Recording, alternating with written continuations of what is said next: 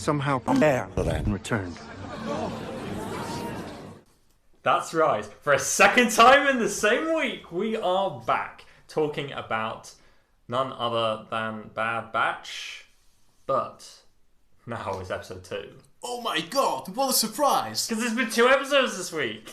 Yeah, freaking, just because we started out May 4th doesn't mean we're not going to the normal Disney Plus Friday routine, baby. It's true. After all, Loki says Fridays are the new Fridays. I like Fridays. Whether good or bad, they're always memorable. Oh my god. I forgot that Ahsoka said that. But moving on from first times, I'm Freddie. And I'm Vojta. And this is no longer on Air-Deraan. We're back to on Air-Deraan. Yeah, baby, because... Spoilers? We're on Salukemon. Yes, the Selu Pokemon. God damn. We're talking about episode 2 of Bad Batch with our Bad Batch content. Which is entitled Cut and Run. And as normal, we are going to discuss the episode and obviously go into many tangents. Hopefully not before actually getting to any point. Yeah, but you can rest assured that at least one of them is going to be highly cursed. Because we can't help ourselves. I mean, just look at the YouTube thumbnail and that gives you like a brief synopsis of like what are we doing with our lives? I can't wait to see today's thumbnail because they're always treat. Oh god. Okay. Probably not a treat to make though. A bit of curse to make. Freddy must die inside with every... With every time I have to paste a B, I die inside. I lose some dignity every time I have to crop out Barry B. Benson's background. But you gain some dignity. Whoa. Talking of dignity, it would sure give us some if we discussed how this episode is going to be structured. Well, okay. Well, it's not going to be too different than it usually is. And by too different, you mean exactly the same as last week? It's the same as last week. Oh, no, this week. It's the same as last episode, yeah, but not the same as our Clone Wars episodes. Because there is still no motto Rances to be seen. Yeah. We start... with Grand Admiral thoughts, which are our general thoughts, but instead of general, they are Grand Admiral. Because we're cool, we're original. And Thrawn is the best Blue Man group. Oh, bring back Blues Brothers and Blue Man group. We've done Blues Brothers episode already. We can do a Blues Brother. Blues Brother? Yeah, that's just... Blues Step Brother. Let's move on. Let's move on to our second segment of the night, which is Crochet Granite. Which is our general overview of the plots. Yes, in broad strokes, speeding through it. And if we do a tangent, we feel bad about it. Every single time. Yes, but we still do it. And then, after Crochet Granite, is when we are allowed to go on as many tangents as we please. Because we are going into the nitty-gritty. Yes, which is, as the name suggests, the nitty-gritty, which is smaller than Crochet Granite. Yes, because it's the opposite. Yeah, so you've got like crochet, which is like making, I don't know, like crochet balls or some shit. And then you've got like knitting, which is like knitting a sweater, which is like, that's different. And then... Are you okay, Freddy? I don't know. And then granite, okay, that's big. But then grit is smaller. Yes. So we break apart the plot into many pieces to become the nitty-gritty. Mm-hmm. Yes. Anyway, after nitty-gritty, we move on to our final order. Yeah. When we kill everything. And we do this before we get killed, more like. Yeah, usually. Yeah. Imagine if we just got silenced before. What do you mean? No, like that, don't worry. Like just before we go into light side, dark side, and the one die. in the middle, the Bendu. Yeah, there's just a sniper on the roof over there. Whoa, Crosshair's back. Whoa. He has a cycler rifle pointed at both of our heads at the same time. He's German, he's on a cycle rifle. German? What? He's cycling. Why would he have to be German for that? Oh, maybe Dutch then, sorry. What are you talking about? Like riding a bike. Riding a bicycle. Cycle rifle. I guess, yeah, Amsterdam is full of bikes, but that was still a weird way to take this. I don't know. But anyway, the the point last section is light side, dark side, and the one in the middle, the Bendu. The reference to the third trailer, or maybe the first trailer to third season of Rebels. It is. The trailer? Well, yeah. Because I don't remember if he says it in the show, but he definitely said it in the trailer. Yeah, he says, like, I'm the one in the middle. The Bendu. He says literally what we're saying. Yeah. Wow. So, we are Tom Baker. We are Tom Baker. Which is a fact I didn't know until a few weeks ago. Because you're a fake fan. I am. I knew that before I watched a single episode of Doctor Who. Before? Yeah. Whoa. Wait, when did you first watch Doctor Who? Like 2017? That's recently. Yeah. You're a fake fan of Doctor Who. I'm just a late fan. If Star Wars logic is something to go by, if you're only just getting into Star Wars and you weren't around for X, then you're not a real Star Wars fan. I can stomach being a fake Doctor Who fan. I don't give a shit. You mean you're not a true diehard Chibnall fan? I'm not a true diehard Whovian. Yes. Oh, we should probably establish what light side, dark side, one in the middle of the Bender is. Maybe we shouldn't. Maybe we should just end the podcast. Maybe we should just leave. But no, light side, dark side, one in the middle of the Bender is a good thing, bad thing, and something that's just like neither good nor bad. It exists. Yeah, just it's something in a notable way. It's interesting. It is. Yeah, it's notable. Yeah, basically 3 highlights. One highlight of something that was very good. One highlight that was either very bad or we're petty enough to highlight it anyway, like a bad texture, which sometimes is what it is. Yeah. And the third one, just there's no real rules, but it can't be the best or the worst thing. Yeah. There's no rules. There's no rules for anything. I mean, we could just break off script, rant about whatever we want. Nothing is true. Everything is permitted. Oh, that was my attempt at Italian accent. It's a bloody Enzo Auditore di Florenza here. Enzo. It does say Enzo. It's Ezio. Enzo. Is there anything that you're not a fake fan of? I love Assassin's Creed. I mean, I haven't played it since Assassin's Creed Rogue, which is technically 6 years ago. Technically, the last one I played fully was 3, so I'm even faker than you. Well, I skipped 3. It wasn't my favorite, but it was okay. Yeah, I thought 4 was better than 3. Well, no, I haven't played 3. I thought 4 was okay, but controversially, that's not a word. Controversially, I think that Assassin's Creed Rogue is better than Assassin's Creed 4. It seems like it would be like way more focused. Well, it's basically the same game, but it's set in the North Atlantic. As opposed to the Caribbean. Yes. Does it still have like a lot of boat? Yeah, you're doing a lot of boat. And then you can also, like, if you go to a certain iceberg, you can see bloody Arctic penguins. Wait, what? There used to be penguins in the Arctic, but they were hunted to extinction. Oh, fun. Recently. Fun. Yeah. What do you think puffins are? Earthborgs? Whoa. Wait, are they not flightless penguins? Puffins can fly. Yeah, that's what I'm saying, not flightless. Oh. But yeah, it's like how, they're similar, aren't they? I assume they're similar. I mean, they are black and white. I don't see. They're kind of like reverse seagulls when it comes to their coloring. Yeah, that's true. Do seagulls exist everywhere? Have you ever seen a seagull in the Czech Republic? Yes, actually. Whoa. Because they're technically not called seagulls, I'm pretty sure. I would have sworn that you were just going to say, do seagulls exist?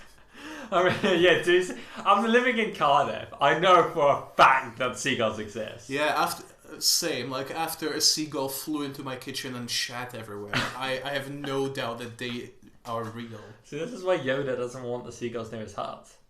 I thought you hated that video. No, I prefer the other one, the other song that like Star Wars is like it's the future, but it's a long time ago. Not the future. Not the future, yeah. Because it's less of a haha so funny and more of an actual song. Yes, it's like less lol random and more, yeah. It does have weird Indian C-3PO. Yeah, that's a bit odd. Yeah, but yike. We should probably get on to what we thought about Bad Batch. Should we? Let's talk more about seagulls and Rogue. Yeah, what other avians have shit in your house? Okay, what did you think about Bad Batch episode 2, Cut and Run? I thought that it was magnificent. I also thought it was magnificent. I don't know why I chose that word. Because it's like Magnificent Seven. Even though there were like 6 of them, maybe. Bad Batch. Hunter. Echo. Tick. Rika. Omega. Cutler Quain. And his wife. And their 2 kids. Well, her 2 kids. Her 2 kids. But 2 of them don't really do anything. They're children. So is Omega, but she does do something. Yeah, she does do something. So it's 7. Magnificent 7. Yo! This is still a bad episode. It's called Bad Content. So. Yeah, I'm sorry. Yeah, it was pretty freaking great. Darker than most episodes. Yeah, because it like really covered a lot of like the hard hitting topics. I wanted to heartfelt topics as well. I thought genuinely, it was one of the best like pieces of like Star Wars content, Star Wars media for a while. Yeah, because like even Mando, like that we love, has sometimes a lot of McClunky writing, as we say.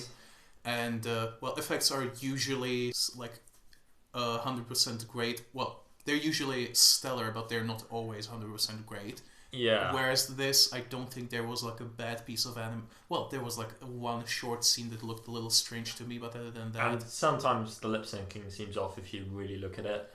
But, you know, it's animation. It's never going to be 100% lifelike. Yeah, it's not like it's anime.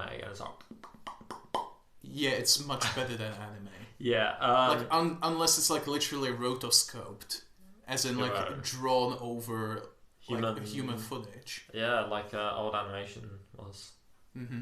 I was going to say that like, without saying some of the themes yet, I think that this one episode did some of these themes better than Mandalorian season 2 in some ways. Not all of Mandalorian season 2, but better than some of the episodes.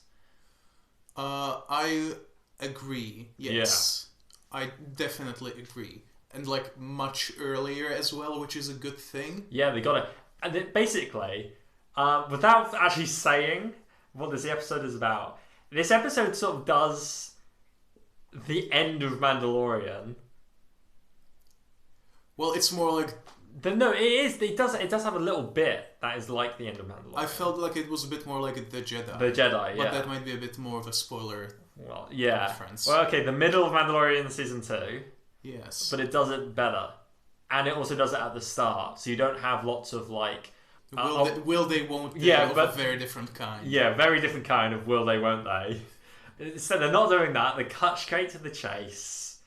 They cut straight to the chase. Yeah, that's. It would have been funnier if one of the clones was called Chase. There is a clone called Chase. There probably is. There's clones called most things. Yeah. Wow, that's a funny name. On that topic, though, we've talked a lot about the clone called Flash. Apparently, there was a typo, and his name is Flash, but they misspelled his name in the script, in the DVD subtitles. But it's also it also said Flash in the Disney Plus subtitles, and B, he definitely says Flash. That might just be accent. His Aussie accent, because Lee Bradley Baker can't do a New Zealand accent. Yeah. I do find it funny how like that is the clone voices in Clone Wars are not canon because they're the wrong accent. Yeah. But one thing though, this has nothing to do with this episode, but I just want to get it out of the way because it blew my mind. The Kaminoans also have Kiwi accents. But like very sort of like not stilted Kiwi accents, but they are still Kiwi accents. They're voiced by a New Zealander. Same as Omega. Same as Omega. Michelle Ang. Funny. She says her name consistently. Funny, everyone says her name consistently. If only anyone said anything consistently. Like, no spoilers, but in one of the trailers there was a Trandoshan. And you know for a fact that they're probably going to say their race in a third way that we can't even fathom yet. Trandoshan. Trandoshan. Wow. Trandoshan. I know Trandoshan's just what it is. Well, that's what we think anyway. Has anyone who's ever said Trandoshan on screen ever? Oh, that's true. Oh, that's like the whole Tanta V4 situation. How it's technically Tanta V4 because no one actually says anything to the contrary. Until they do. Until I can't believe Pablo Hidalgo went on a fucking Star Wars show and said, checked our fucking Star Wars fan privilege and said it's Tanta V4, not Tanta 4. If you called it Tanta 4, you're a fake fan. God. Tamara Morrison, get on Cameo so we can make you say all of this. If you don't call it Kashyyyk, Pablo Hidalgo, we're going to cancel you. That is true, yeah. Where's my Bad Batch episode on Kashyyyk? Kashyyyk am I? Oh my god. If they do go to Kashyyyk, I know how we would do our intro. I don't. The same way how you did. Oh yeah! But I would have to learn how to do the kazoo cover of the Bad Batch's music. Yeah, there's definitely a unified theme. Okay, so we talked enough about this episode. Okay, look, if you phased out like we did, we can't blame you. We can't blame you. But long story short, we really like this episode. It's genuinely one of my favourite things in it recently. I assume you also think it did everything pretty well. Oh yes. Yeah. Like the only real problems I had with this episode were very minute. Yeah. And there is a thing or two that is still a little weak, but that is carried over from the first episode.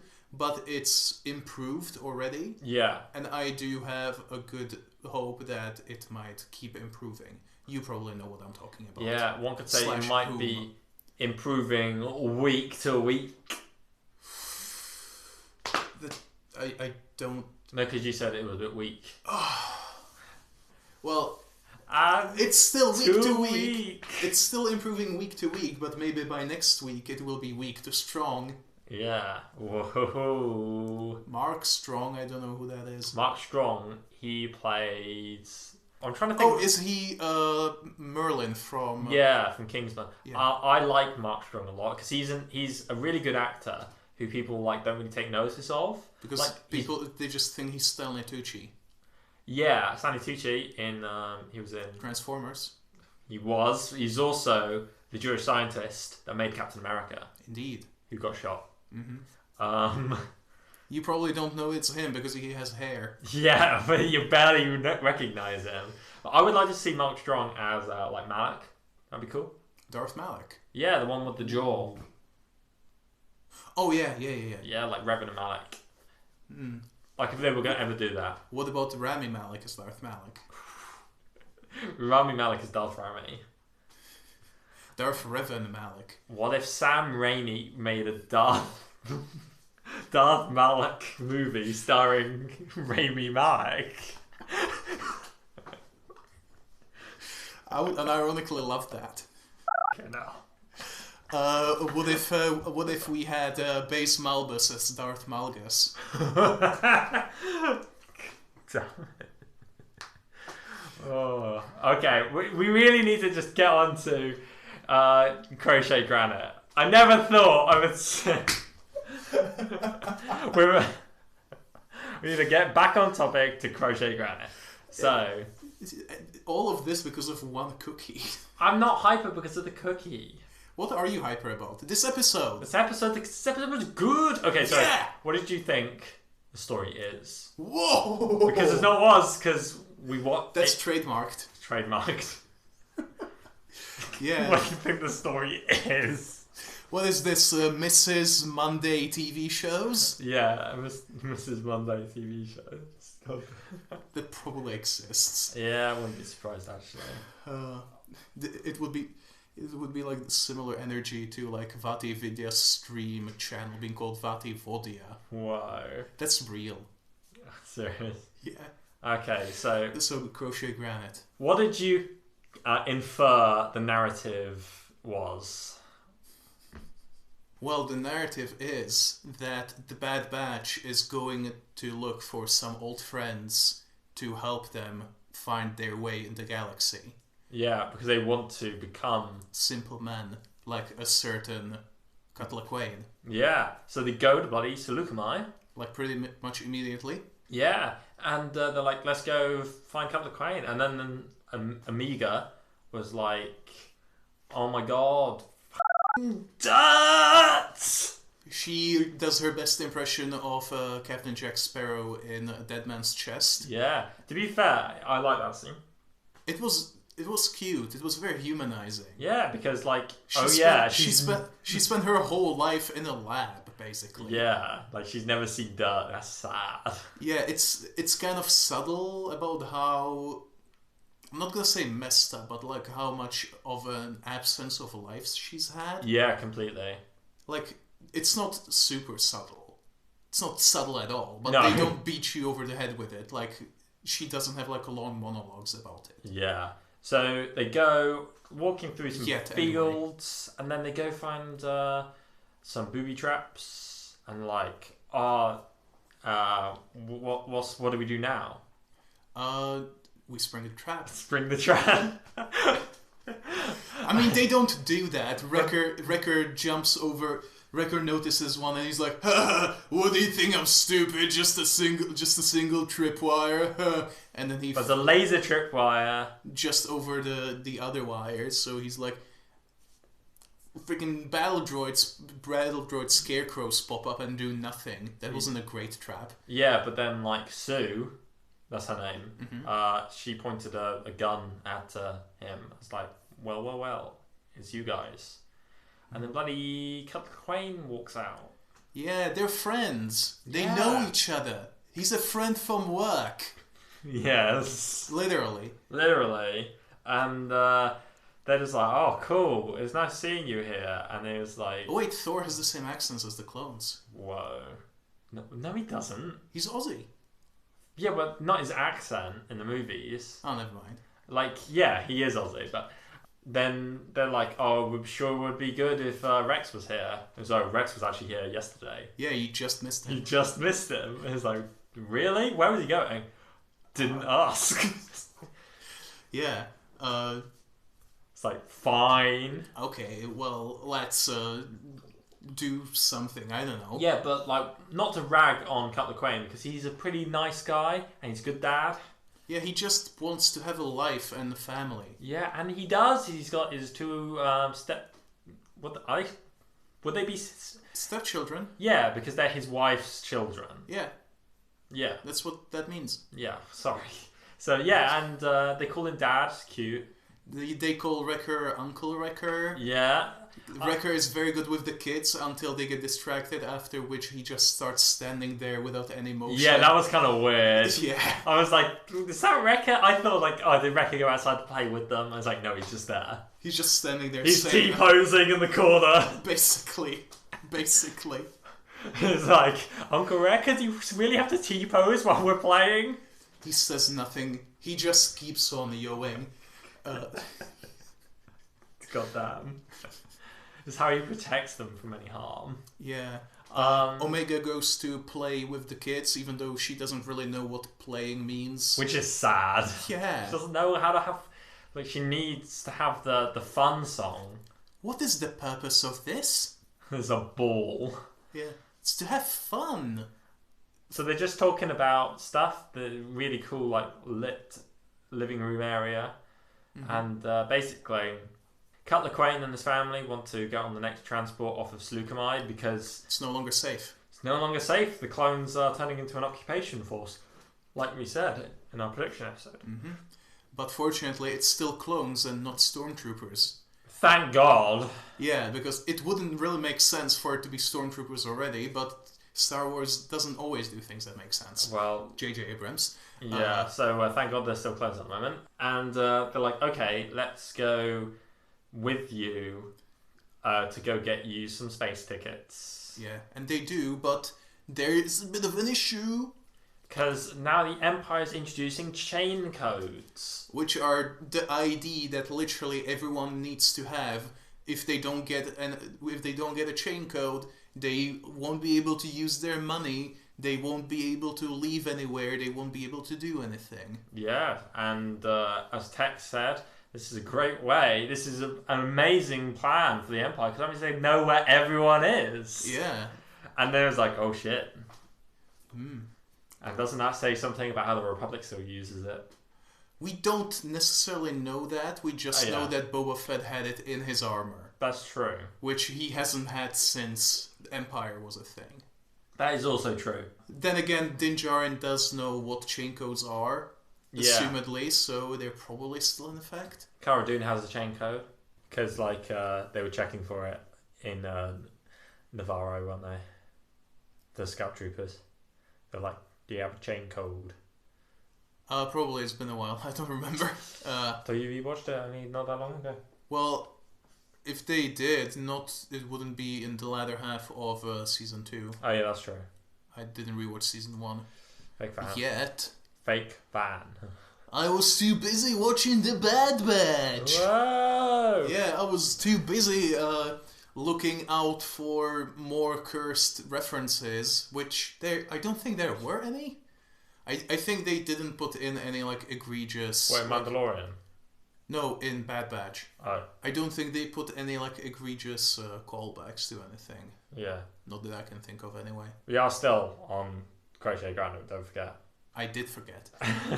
So after they get they find out about the chain codes, and then they decide that they need to kind of fake a chain code so Cutler Crane and his family can get off the planet. Because like, okay, Cutler Crane's family could like Sue and the children could probably get a chain code, but I mean Cut's not going to get a chain code because he's a friggin' clone. Deserter. They'll see this guy's a deserter. So yeah. Because he has a pretty recognizable face. He does. As is proven later. Yeah. Spoilers! Yeah, so the way they try to do this, they first need to get into the base. And they achieve that by pretending that their ship is empty and abandoned and have it be impounded by the Empire. Yeah, because they were categorizing all ships as well. Which is like why... we know that happens from Mandalorian because the Razor Crest is one of the a rarity that it hasn't been categorized by the Empire. Probably because it's from a breakaway sect of Mandos. Whoa! I just thought it was a random junk ship. I don't know. Both is good. Yeah, but problem was it was a good plan, but hang on. Who was on the ship? Omega was friggin'... She was still on the ship. Oh yeah, so she got sad. Tech and Echo were on the ship as well. They were as part of their plan. Omega was also on the ship because like she went past the fence and almost got attacked by Nexu, and Hunter like berated her. Yeah, she treated her like a little soldier. Yeah, and Cutler Crane was like, sometimes you just gotta be a dad. And then Hunter was like, well... I guess we know what Hunter's arc is going to be now. Yeah, it's going to be Mando, but more so because more Solorian. By the end of this episode, he's already done the entire Mando's arc. Yeah. So, but yeah, so they do the plan. Well, entire Mando's arc up until the Jedi. No, remember Grogu gets captured the next episode. Yeah. So? Yeah.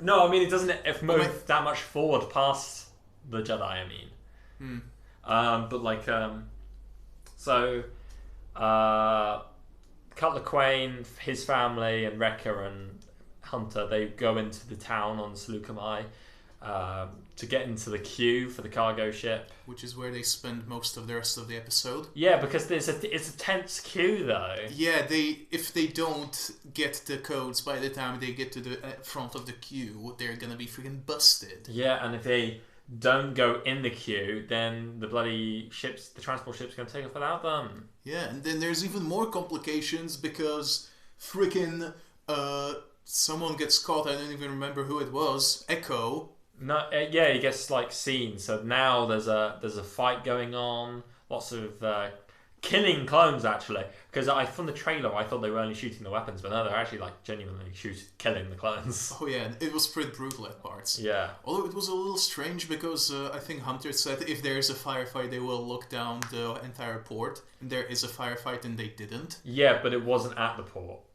It was at the impound area on the outskirts of the city. That's what they said. Fair enough.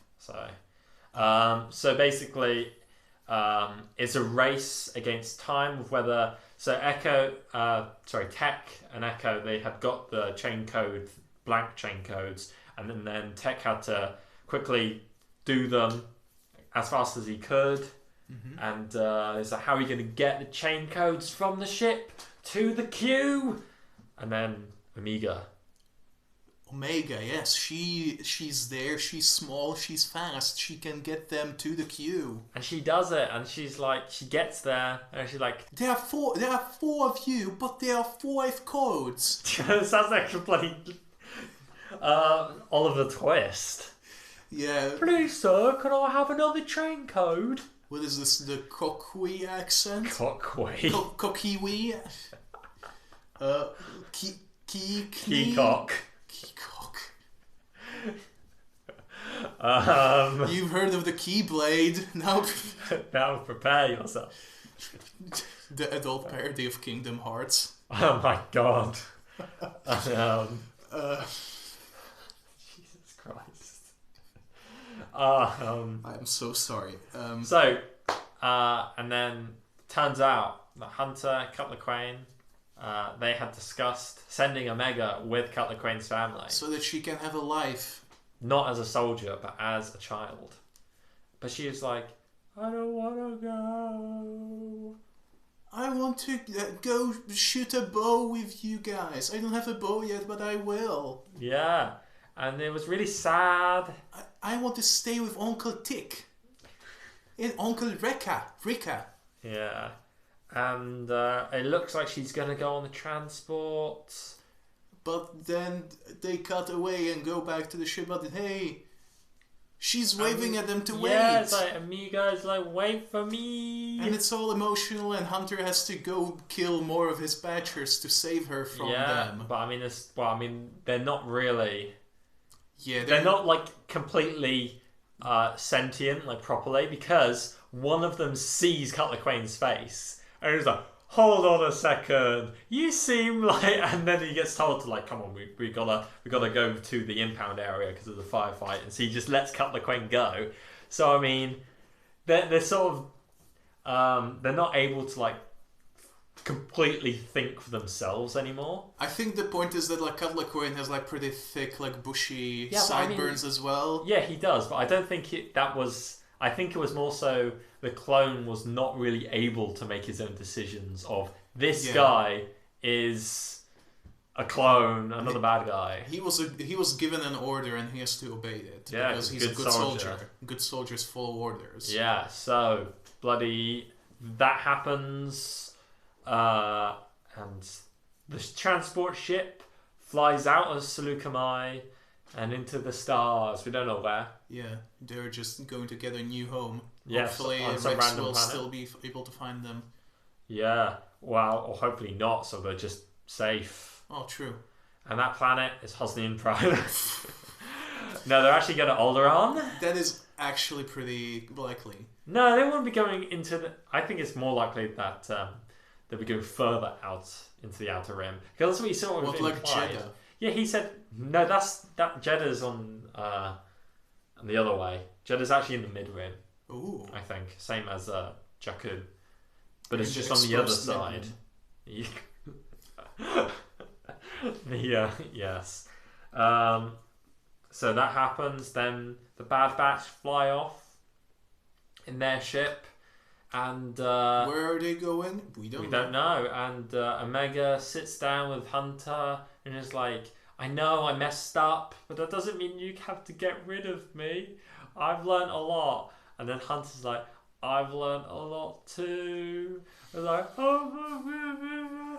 It sounds like you're mocking it, but No, I'm not mocking it. It was great. it was good. Again, it was like That was me crying when I was going. It was like the arc of Mando, but like more emotional because they both have faces and human emotions and can't speak. Yeah, they both just actually speak. Yeah. Instead of just making like, because the thing with Mando does it well, like with the inferred emotion, because neither can really express it. But like, it is nice to actually see emotion. Yeah. And I guess we can just go straight on to nitty gritty. I suppose, because that was the end of the episode. The facial animations in this episode were bloody stellar. They were. Like, some of them looked still a little bit DreamWorks, but much less so. I'm showing Freddy one in What's particular. wrong with that? It's a cartoon. There's nothing wrong with it, but I'm just saying that's a DreamWorks face right there. Yeah, but it's an animated show where the models are based off of a cartoon. So I think it's perfectly fine. It's perfectly fitting, in my opinion. Indeed it is. And Omega was very cute, and the kids were cute, and everyone's emotions were really easily conveyed. Yeah. And it was kind of scary. Well, not scary, but like cool. It was very impressive. Like, for example, like Hunter's face, like swaying when he's being angry. That looked very lifelike. It was also, I think, just a really well-made episode, and it has some quite, I want to say, funny moments, like when Tech, tells Hunter. When you see Tech and Echo discussing their plan to, just impound their own ship, and then you just hear Hunter on the comic saying, "You did what?" Which is yes. And my favorite joke was when Echo said, "We're in agreement on that one," which is the exact same as "You can say that again." Goddamn. I wonder if all of them are going to have their own version of "You can say that again." Yeah. Because that's 2 out of 5 now. Yeah. I did find that their individual personalities was actually much better conveyed in this episode than the last episode. A little bit more. Because I could see a difference, like, between, like, Tech and Echo. Echo actually has a character in this episode. A character and a use. Yeah, a use is quite important. Anvong. Why? Because, like, what did Echo do? I forgot. He's basically an organic R2-D2. Oh, yeah. Well, they could have just got R2-D2 or like, an astromech. Yeah. An astromech gets fucking murdered by Wrecker, though. He gets punched in the head. And dies. Yeah, for being loud. Being an alarm, yeah. Yeah. Which was pretty damn cool, I thought. Both the R2-D2 being an alarm, not R2, you know what I mean. Yeah. And Wrecker just freaking punching it in the head and making a big dent in that dome. Yeah. Chrome dome. Yeah. But what Echo did was break into like a little sentry tower and steal the blank cards for chain codes from a little box. What? So Tech could reprogram them. Yeah. So he's like the infiltrator, maybe? Yeah. Yeah, I guess. And Tech is just more of the hacker and strategy.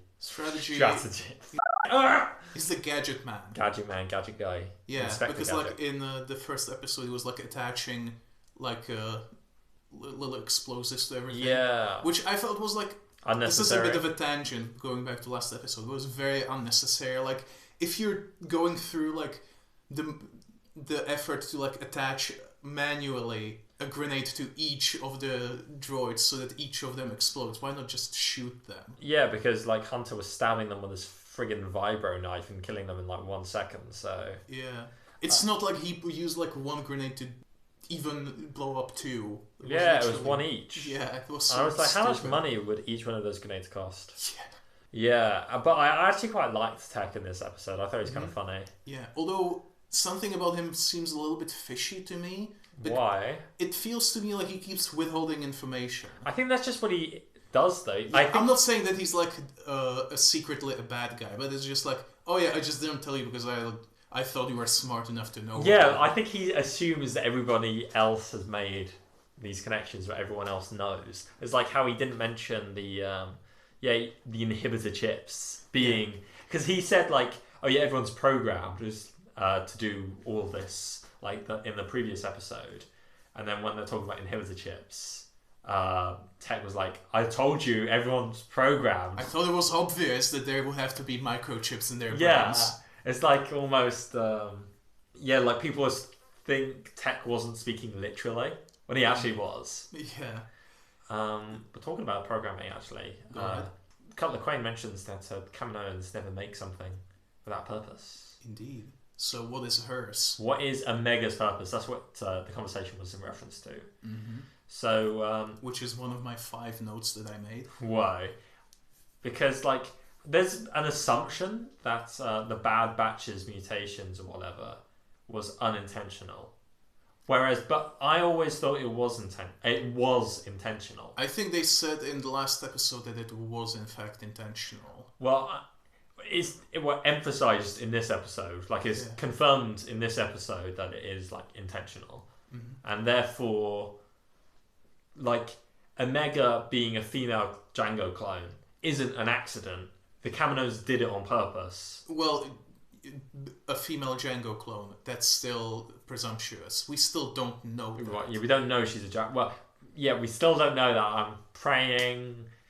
I almost like when Hunter said she's a defective clone like us, and the Cutler Quain was like, "You sure?" I was like, "Oh my god, is Cutler Quain gonna point out the obvious? Like, she doesn't look anything like us, mate." I thought he was gonna say that, but no, he said, "Are you sure?" Because Kaminoans never make something without a purpose. Yeah. Or never make anything without a reason. So, but what do you think is the reason for Omega's creation? I didn't really put much thought into it, but now that we started talking about it, the first thing that popped into my brain was that they might want to try and make the clones like be able to reproduce without a facility, like organically. But that doesn't we mentioned that in the... We talked about that Wikipedia has a strangely extensive page on reproduction and sperm. Well, that doesn't have its own page. It's just a subsection. No, sperm has its own Wikipedia page. Yeah, yeah. And the example that it uses for sperm is Sarlax. That's not a joke. Yeah, so... Yeah, but I think...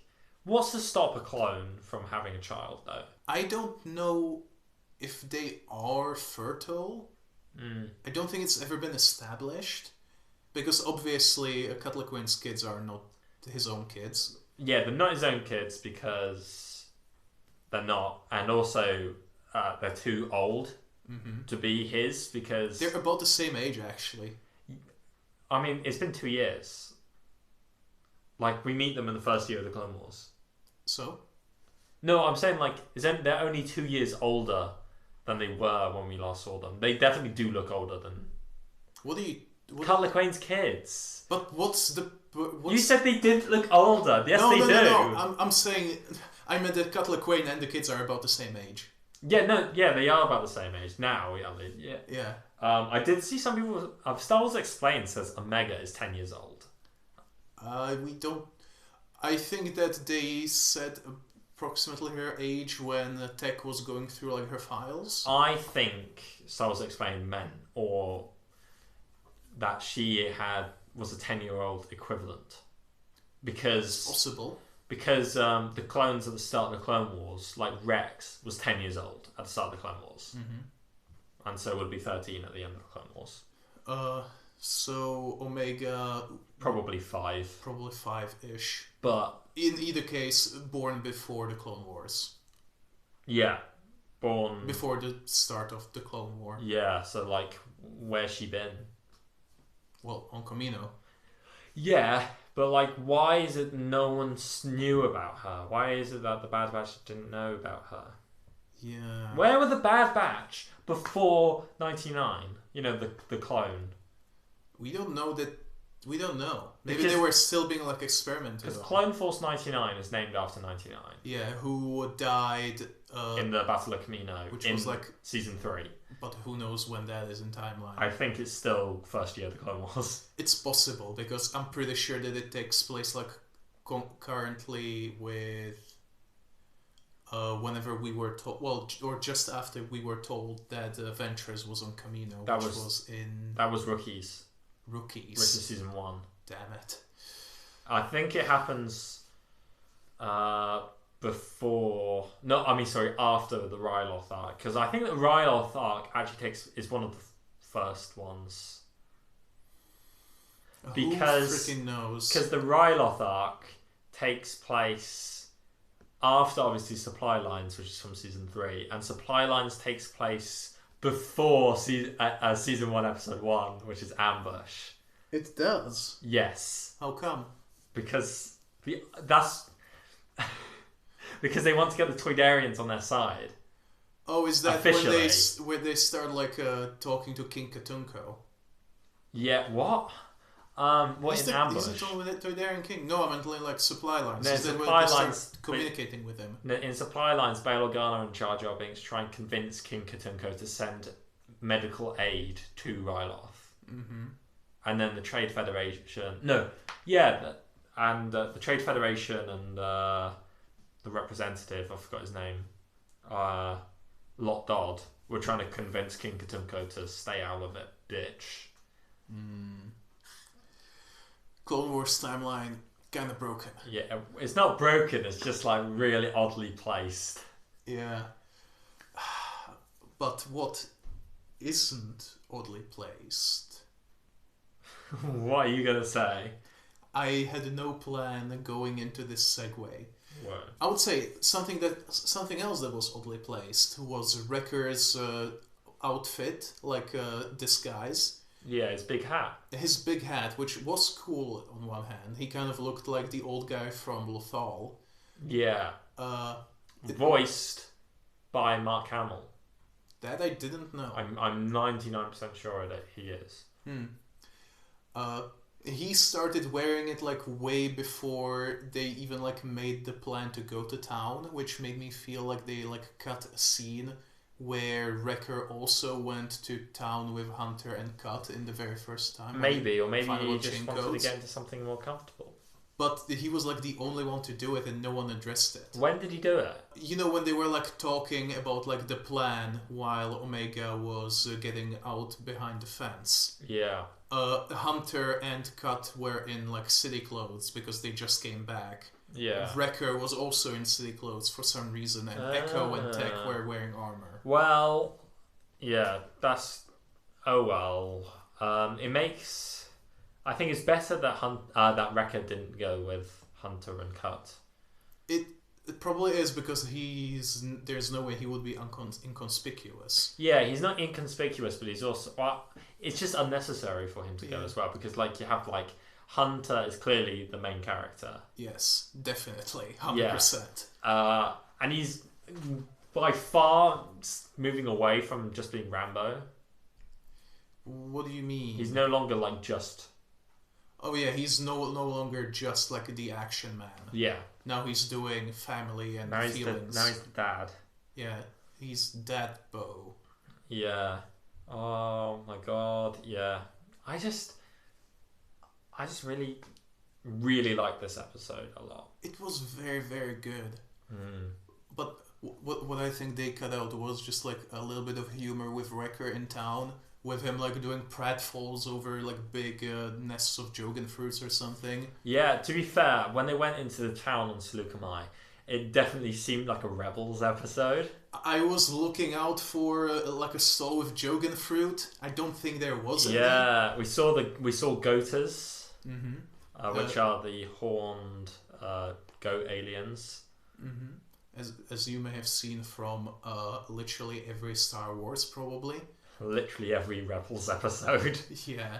I did notice some reused Clone Wars people. Oh, did you? There's the blonde woman with the bob haircut. That's a Mandalorian woman that they use quite a lot in Sundari City. Wow. Same with the bald guy with the big chin. They use him quite a lot in Sundari and Coruscant as well. Oh yeah, that's what clones look like. No, you did. Obviously, wasn't a clone. Bald guy with the big chin. That's just what they are. Yeah. Some of them, anyway. Yeah. But on the whole, they made a lot of new assets for this. I did not expect them to go to an entire town. That they were then just going to go done. Yeah, like, since it's animation, I guess it's easier to do towns than in Mando, because they don't go to towns that much, and when they do, they don't look that great. Such as? Such as the Jedi. Oh, yeah. Yeah, that's a good point. Yeah. The one I always rant about. Yeah. Like, Navarro looks pretty good, but you don't go to, like, the streets that much, other than that one street. Apart from at the end of the season 1. Yeah, but, like, you go to Navarro, like, 6 times, so they can, like, they have, like, an excuse to make it look nice. Yeah. But, like, when you go to whatever that place with the watery people was from the I thought that was good. There was just a dock with some boxes and, like, one house and a pub. Yeah, well, I liked it still. It was good, but, you know, it wasn't like a vibrant city like the one on Seleucamai was. Yeah. It wasn't huge, but it had a lot of people in it. It had a lot of stalls. It had a merchant lady who was the same race as one of the pod racers. Yeah, same race as a Jedi who... this is the duck person, by the way. Oh, is that what the duck people from the... No, not from Jar the Jar Jar. No, they're actual duck people. Okay. But, like, these blue people, even though they don't have beaks, they're, like, I think are called duck people because they quack. The quacky and monkey lizards. This is the pod racer who, in the re-releases of Phantom Menace, like, the two-headed announcer, like, says, and his family are here to watch him. And he explodes. Yeah, and then later on you see his family crying. Which is an added bit I think is so funny. Yeah, he's the tiny guy who, like, runs into, like, a stalagmite and and he goes like... He goes... And he goes, Waluigi. And in the Battle of Kashyyyk, you know, like, when it pans to Kashyyyk, you know, when, like, the battle is starting with all of, like, the snail droids coming out of the ocean. Well, in the first shot, when it, like, does the sweeping camera shots down, and you see those giant dragonflies, and then the Wookiee catamarans, on one of those dragonflies is a Jedi that is that species. Whoa, I didn't know that. An unknown Jedi. Yet. Well, I mean, he is there. He is on that dragonfly. Because, like, Luminara Unduli was on Kashyyyk during that battle. That bloody blue guy Jedi was there. In Legends, Quinlan Vos was there. Even though they say in the movie that he was on Boz Pity. I don't understand. I guess they were supposed to... Wasn't it they were going to tell him to go to Boz Pity, but he didn't? Maybe. Yeah. Because that was, like, right before Order 66, that exchange. When they said that, I think. And in Legends, he has a big fight with Commander Faye. No, actually it wasn't, because Obi-Wan still had to go to Utapau. Never mind.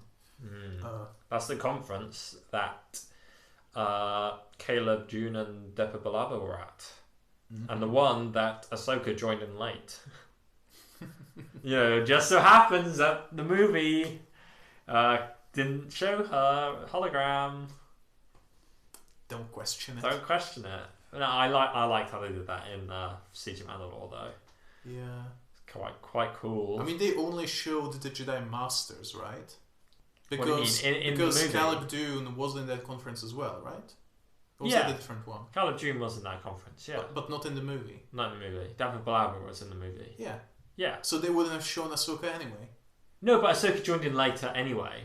Like, we don't see the holograms of the other Jedi when Mace Windu is basically saying, we need to overthrow the Chancellor. And that was before they realised it was a Sith Lord anyway. So that's what I find so great about Revenge of the... I keep saying Return of the Sith! Revenge of the Sith. It is the Return still. It is. Is that technically, the Jedi were going to do a coup. And so Palpatine was... I mean, he wasn't... I'm not saying he was right, because he engineered the whole situation. Yeah. But, like, what he's saying actually was going to happen. Was actually going to happen. Like, Mace Windu was going to try and overthrow them with the support of Yoda. And we don't really know if their aims were as pure as they claimed. Because the Jedi at that point were pretty shady themselves. Yeah. Like ordering assassinations and stuff like that. Whose assassination do they order? Count Dooku? Oh yeah, that's true. But he was a Sith. Still. Like, they did change a lot, like, from episode 2 when they're like, oh, like, someone ordering assassinations must be, like, very far gone. Count Dooku must be, like, more evil than we Count imagined. Dooku would never do that. He's more of a Jedi than you think. And only 3 years later, they're like, oh yeah, let's just freaking assassinate him. Yeah. Classic Jedi. Quinlan, why don't you go become a Sith so you can kill Dooku? Is that canon? Yes. I haven't read Dark Disciple. What would you do if they remade Dark Disciple as an animated thing? Well, it was originally going to be an animated thing. Yeah, but what if they remade it? And what's your favorite part of Dark Disciple? Your favorite moment? I don't remember, man. And name any moment. Quinlan Voss and Ventress kissing, I guess. They retcon it in the animated version. Also, they're about to, and then C-3PO interrupts them. Well, that's stupid. That's a stupid change, but it's something that might happen. It's something that might happen. Well, they changed the Bad Batch as well from the reals to the real thing. Yeah, they did. They do that all the time. Yeah, and also the Ahsoka book. Let the past die, Freddy. Whoa! Kill it if you have to. Whoa! Okay, so... Did I actually quote Last Jedi to shut you up? Maybe. I think just... What's another Last Jedi quote? That's how we win, by saving those we love and killing the ones we hate. What would you do if they remade Episode 8 and they made Rose not kiss Finn? Yeah, I'll be okay with that. That's the same thing. Now you're okay with it because it's your agenda, Freddy. In reality, I would think that would be weird. Yeah. I don't like that Rose kisses Finn because A, Finn wasn't into that. And B, it's just really awkward scene. C, Finn should kiss Poe. Exactly, yeah. I can't believe they went out of their way to make them straight. Both of them individually. Oh, God. But if they retconned it, it would be kind of weird. Because, like... Although, technically, Finn wasn't into that kiss, so... Yeah, I mean... Who knows? Retcon Finn to be gay. It's not really a retcon. Like, all we know that he wasn't into the kiss with Rose, and he really liked Poe, so... Yeah. Maybe Finn's bi. I mean, he could be bi even if he was into the kiss with Rose, but... Yeah, no, I mean... He still wasn't, so who knows? Yeah, because I feel like Star Wars used the... I don't know. They're not going to do anything like that in reality. Probably not. Because they still think that China will care. China doesn't like Star Wars. Yeah. But still, they do a lot of that to appease like China and those kinds of markets. Yeah, have you seen the Force Awakens US poster versus the Chinese poster? I have. They replaced Finn with fucking TIE fighters. Yeah, he did. That's so sad. It's pathetic. Yeah. God. That's just... no wonder John Boyega's fucking livid. Yes. He should be. I'm kind of surprised that he stayed on like all three films. Durham. He probably signed a contract that made it so he had to. They all did. None of them want to go back. Yeah. Yeah, sad. I think Adam Driver's the only one that didn't get fucked over. I guess, yeah. Because, like, his character was sort of preserved the entire way. Whereas Rey's character just, like, they didn't really know. They made it up as they went along. And also, they like didn't put her in into any promotion for the first movie. Yeah, she that had was on zero toys. That was on purpose, wasn't it? For like a marketing ploy. Well, yes, but she also had like zero figures and got like no money from merch. I don't think Force Awakens merch suffered. Yeah, because it was crap. Yeah, that is true. And then, like, John Boyega obviously just shafted because he did nothing with Finn. Yeah. And then with They Poe... were very racist to him. To Finn? To Poe. Oh, to Poe, yeah, well, they both. were. Yeah. Yeah. I don't know how many Rose figures they sold, but... Well, Rose was completely shafted in episode 9. That. Again, as we've probably said multiple times, her sister had more screen time in 8 than Rose had in 9. Which is crazy. Yes. Because like her sister dies in like the first 5-10 minutes of that movie. Yeah, and bloody spoilers for The Last Jedi. Mary has more voice lines in that movie than Rose. Yep.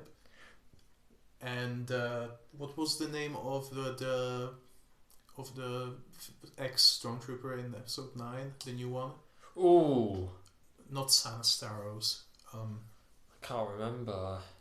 Her bow. Yeah, her bow has like 4 times as much space in the episode 9 encyclopedia than Rose. Visual dictionary, isn't it? Yeah. Lana something? That sounds about right. Yeah, I don't know. It's sad. Sad times. Was Poe's ex Zori Bliss? Zori Bliss, yeah. Because I keep thinking that it's Renata Bliss, the freestyle dance teacher. Yes. It's a pity that this isn't a visual podcast so you could see the amazing dance moves that Voight pulled off. And that amazing dab as well. And oh my god, that cartwheel was amazing. And I didn't realise that you could juggle while also doing all that. And now Voight is breathing fire. No, Voight, don't bring the lightsaber to the school. No, Voight, no. So guys, we had to cut away for a second. We're back. I did cut away. You're right about that. We covered our tracks, much like the Bad Batch and Cutler Crane did in this episode, because they made sure that they are off the grid, off the Imperial grid, basically, because. I mean, the Empire didn't. This segue. The Empire didn't have the ability to actually impound their vehicle, their spaceship. I don't know. I find it funny that the clones who like boarded it were like, "Oh, this modified fighter is pretty cool." You know, doing it's like modified attack shuttle. Doing like stormtrooper talk. You know, like in. Have you seen that new T-16? Yeah. T-17 wasn't it? I don't care, Freddie. Luke has a T-16 Skyhopper, and they were saying how T-16 is getting retired. And they have like the same conversation on Scarif in Rogue One. Yeah, I know. Yeah, they have because they just love Skyhoppers. Yeah, because remember the Rebel base. Like, I think it was done well, actually. Remember the Rebel base Malbus? I do. I wish there was more with them. I want to see Base Malbus and Chirrut Ingwe in something that isn't a book that I haven't read yet. What about their manga? Well, that's an adaptation of the book. Well, apparently it was okay, the book. So I think... It was the young readers. Yeah, that's probably why I haven't read it.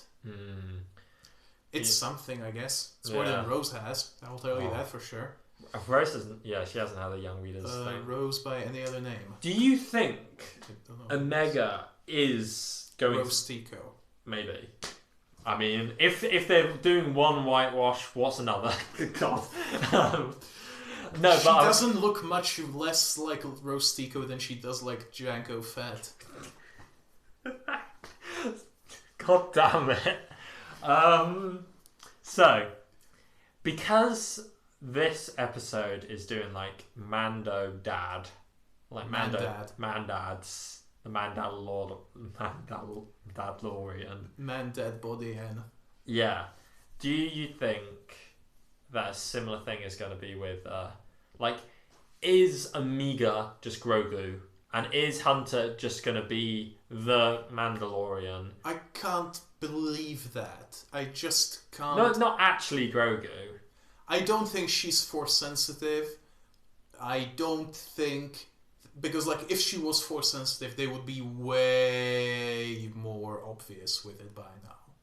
What, do you think, like, she would be, like, force pulling something, or... Force pulling, or or feeling things, like, much more so than she did with, like, Crosshair's anger. Yeah, she didn't do any of that in this episode. Yeah, there would be at least some moment in this episode. Like, she would, like, try to reach out to the Nexu or something. Oh, yeah, because it said that they did the most Jedi-like thing for defeating a wild animal. Shoot near it and stab it. Like Hunter did. So, yeah. Hunter with his bloody knife. He really likes that knife. I mean, I guess knives and Mandos go well together. Knives out. Ryan Johnson, yeah. Ryan Johnson planned to direct an episode of Mandalorian in season 3. But apparently he can't do it because he's too busy with Knives Out 2 and 3. Which I'm looking forward to. I still have yet to You should watch it. You should watch it. It's good. Yeah. Apparently Netflix spent like ungodly amounts of money to secure the rights to Knives Out 2. I mean, it's because it's going to be amazing. Maybe. But like, yeah, I don't... Why is Omega... Well, why could Omega feel Crosshair's thoughts then? Or his feelings? Well, just look at him. She was probably being perceptive because she's not stupid. Because people in this show are not really that stupid unless you're a clone who can't really think for himself. Or is she like Mantis? Sleep. Yeah. Does Omega have secret antenna? Maybe now that she took off her forehead jewel, they might like start flipping up. Yeah, her antennae. Yeah. No, there is a Omega is a female clone of Sleaze Bagano. We figured it out. She's got the same kind of backwards hair in the first episode that she disrupted, taking it off. Mm-hmm. Oh my god. I think she looks better without the forehead thing. I agree. But that is so Sleaze Bagano Omega. Oh, in the next few episodes, she's going to run into her childhood best friend droid RU-18. Oh my god. Or is it going to be like a conflict between Hunter and another surrogate dad, or another actual dad to be who is the best dad of Omega? It's like, or what if they go to the underworld and it's like Sleaze Bagano and it's like, Omega, is that my daughter? And it's like, bruh, this is my stepdaughter, and it's like, actually Omega's my biological daughter, so I'm gonna take custody of her. And then Hunter's got to prove himself to the Child Protection Services or whatever that he is a better dad than Sleaze Bagano because he's literally a drug dealer. Yeah. He might be her dad, but he sure as hell ain't her daddy. Yeah, to quote Yondu. Yondu Onaka. Yeah. Real name. That's not true. Yeah, it is Yondu Onaka. No, Yondu Odonta. Did they name him after Hondo Onaka? No, because Yondu is from like the 60s. Yeah. Whereas Hondo looks like he's from like the 40s. Yeah. With the gigantic like flying saucer airships. It's brilliant though. Which are still canon. Freaking the Onaka clan is still a thing in was it Afra? No, it was in Bounty Hunters, one of the comics. Yeah. They came like 3 months ago. Fair enough. Although Hondo isn't the leader anymore. Is like the Bad Batch a Guardians of the Galaxy type thing then? Like, a little bit, but less with hating each other. Yeah, Wrecker is a little bit like a Drax, I guess. Yeah, except But he's not he's not like Drax. He's more childish than like Drax. literal. Yeah, although Drax is still pretty childish. But that's more in a literal way. I feel like Drax enjoys life though. That's why he's not actually childish. He just enjoys every moment, and that includes reminiscing his conception or bursting out of the bowels of a interdimensional tentacle monster, or moving so slow that he's effectively invisible. Yeah. Whenever I think of Drax, that's the only picture I have in my brain. Yeah, of him like eating the nuts. Where did? Oh, that doesn't matter. I don't know, but I reckon that we will get like a scene on their shuttle that's like similar to like Guardians of the Galaxy banter type thing. I feel like most of them are too serious. Like Wrecker is the only silly one, I guess. Well, I feel like Tech is kind of like, from what we've seen in this episode, he's kind of like sarky, kind of. He's a little snarky, and it's like this seems to not be going to our benefit or something. I can't remember. Look, I'm not a writer of this show. I'm not a voice actor. I don't need to remember the script. He's a little bit like a organic C-3PO, but less silly. Yeah. Just like Echo is like human R2-D2, but less silly. Oh my god. So R2-D2 is Echo and C-3PO's Tech? Yeah. Hunter is the Han Solo. Wrecker is the Chewbacca. Oh my god. And that would make Omega the Luke? I don't think Luke's dad is Han Solo. Well, not his dad, but he's... Well, they're both blonde. No, they're not. What do you mean? Han Solo's not blonde. Oh, you mean Omega? Omega! Yeah, the one we're talking about? I keep forgetting that Luke is blonde. Yeah. Yeah. And they might both be force sensitive. Yeah. They're both special in some way, I'll tell you that for sure. And Han Solo does kind of like try to be like maybe not a parental figure, but like a guiding figure to oppose freaking Ben and his stupid religion bullshit. Jesus Christ. What is going on? I tried to make it like a magic nonsense, but it came out wrong. Yeah. I don't even... What's the name of their ship? The Bad Batch's ship? I don't think we've been told. That's sad. Not every ship needs to have a name. Or at the start, Omega and Wrecker were asleep after playing... Yeah, with like toys. She rummaged through the ship and then like they played with the Wrecker's toy, I think. Yeah, she was like inspecting every part of the ship, which is like something you do for a child to make them go to sleep. Yeah, she's pretty adorable, isn't she? Yeah, I quite like Omega. I'm just, as I said, praying to Big Oppo that everything is whoopee credit. Indeed. Although, would I be able to get some whoopee credit considering I don't have a chain code? That's a good question. It's interesting how quickly they started implementing those. Yeah, I think it's interesting that the Empire... So like how last week we talked about how the Empire claimed it's a completely different political entity in terms for international relations, which means it's not entitled to actually go by the contracts it made with Camino. And it's also completely changing the currency. So it's just completely inventing a new currency from the ground up. So therefore, the inflation that probably affected the Republic credits is no longer going to be affecting the Imperial credits because they're completely different. Probably. So I think the Empire's plan is to scratch off all of their debt and then also create a new stable currency system, which they then also use to track everybody.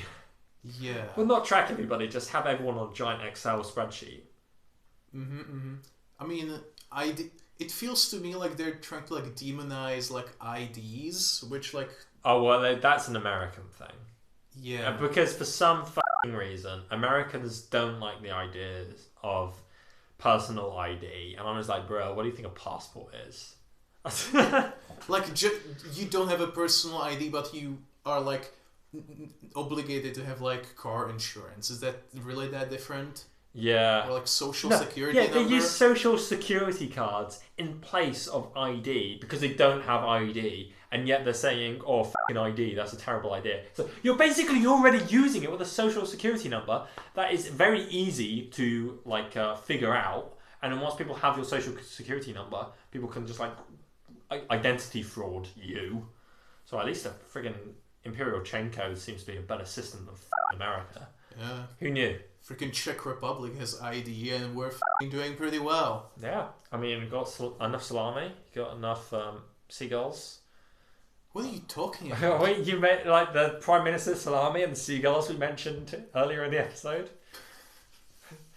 You're building weird lore for Czech Republic.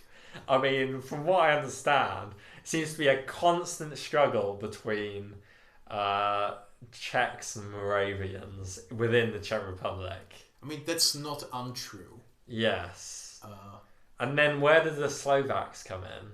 Well, they're a different country, Freddy. Yeah, I know, but I assume there's got to be Slovaks living in the Czech Republic somewhere. That is true, but like I feel like we just all like them. Whoa, that's nice. Yeah, because like we used to be the same country for a real long time, and when we broke up on pretty amicable terms. Yeah. So Slovaks are just there. Apparently, the referendum to see if Czechoslovakia should be split, both the Czech Republic, Czechia and Slovakia voted not to break up, but their governments decided it would be best if they did separate. Yeah, because Slovakia is like historically a little bit more nationalistic than Czechs. Really? Yeah. Considering Czechs in like 600 years ago were one of the first to have a national identity. Yeah, but I think that the problem is that Slovaks didn't, because they for the longest time were like a part of Hungary and places like that. Poland, possibly. As far as I know, the very first country that Slovaks had for themselves was when the Nazis let them have their half of the Slovak part of Czechoslovakia. And they joined the Nazis fairly willingly. Big yikes. A little bit. I thought Slovakians were nice. Well, they are, but the government is usually a bit more nationalistic. Yeah. And especially like in the late 80s, early 90s, they were very separatist. So let me get this straight. So there's seagulls in the Czech Republic where there's no sea, and you're telling me that Slovakia had its own droid army? They truly did. Wow, this explains the independence of Czechoslovakia.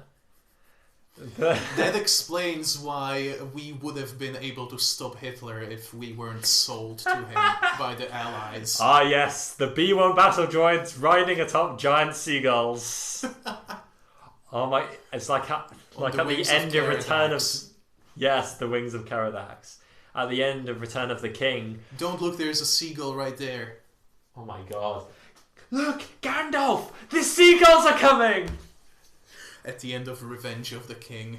Revenge of the King, yes. The Revenge of King Wenceslas. Whoa! I mean, you're joking, but a legend says that when our country is going to be in its direst moment, King Wenceslas is going to lead the armies of all the soldiers from all of our lost battles to save us. Whoa, that sounds like it's assumedly a common thing, because that's King Arthur here. Yeah, Germany has one or two mountains. Well, they live in a mountain called Blaník. Yeah. Germany has one or two of those. Slovakia has a mountain like that.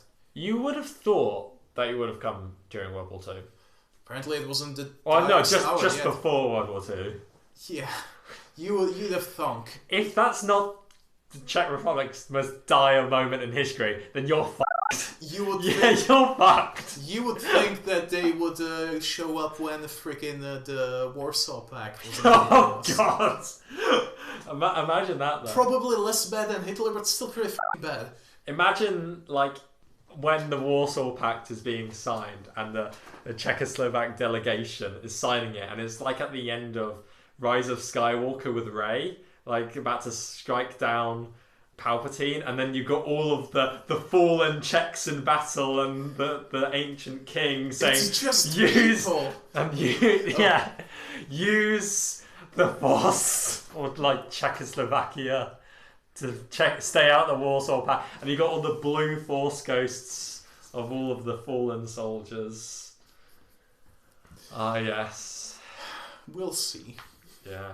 Sorry, This episode is more tangents. That episode. Percentage-wise, at yeah, least. percentage-wise. You're more... yeah! I'm losing it today. To be fair, this episode was only 30 minutes long. Not the podcast. 27. Really? Oh, was that excluding credits?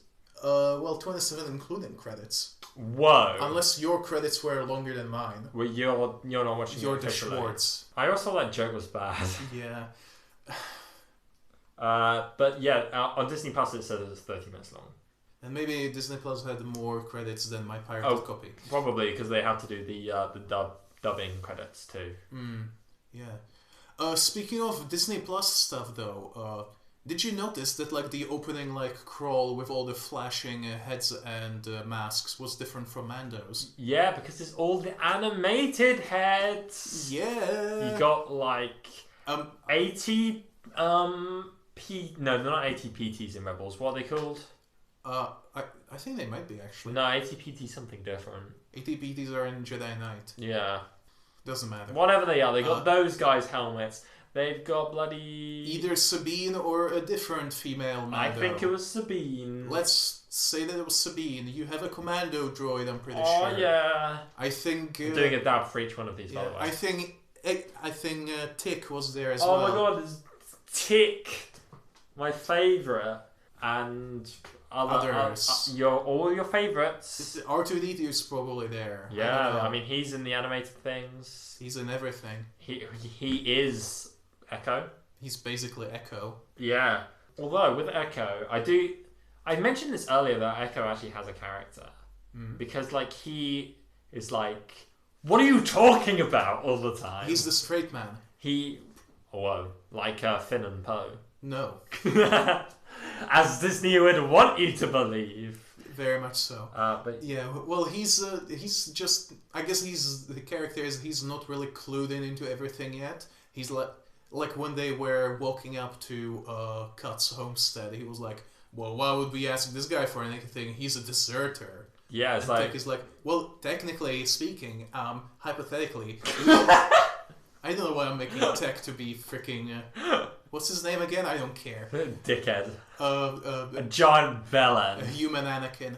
I don't think the system works. What if fascism was the answer? Sounds like, yes, cross that. Yeah. You're saying Tech. I was saying Tech. Well, actually, now we are all deserters. Did you consider that? And Echo was like, what the I'm a deserter. You just blew my mind, dude. And then he got his katana and killed himself. What are you talking about? Because he dishonoured himself by being a deserter. Oh. Yeah, because clones actually do have quite a big sense of honour, don't they? Yeah, big sense of honour. They're programmed that way. Oh my god. Literally. Literally. Yeah.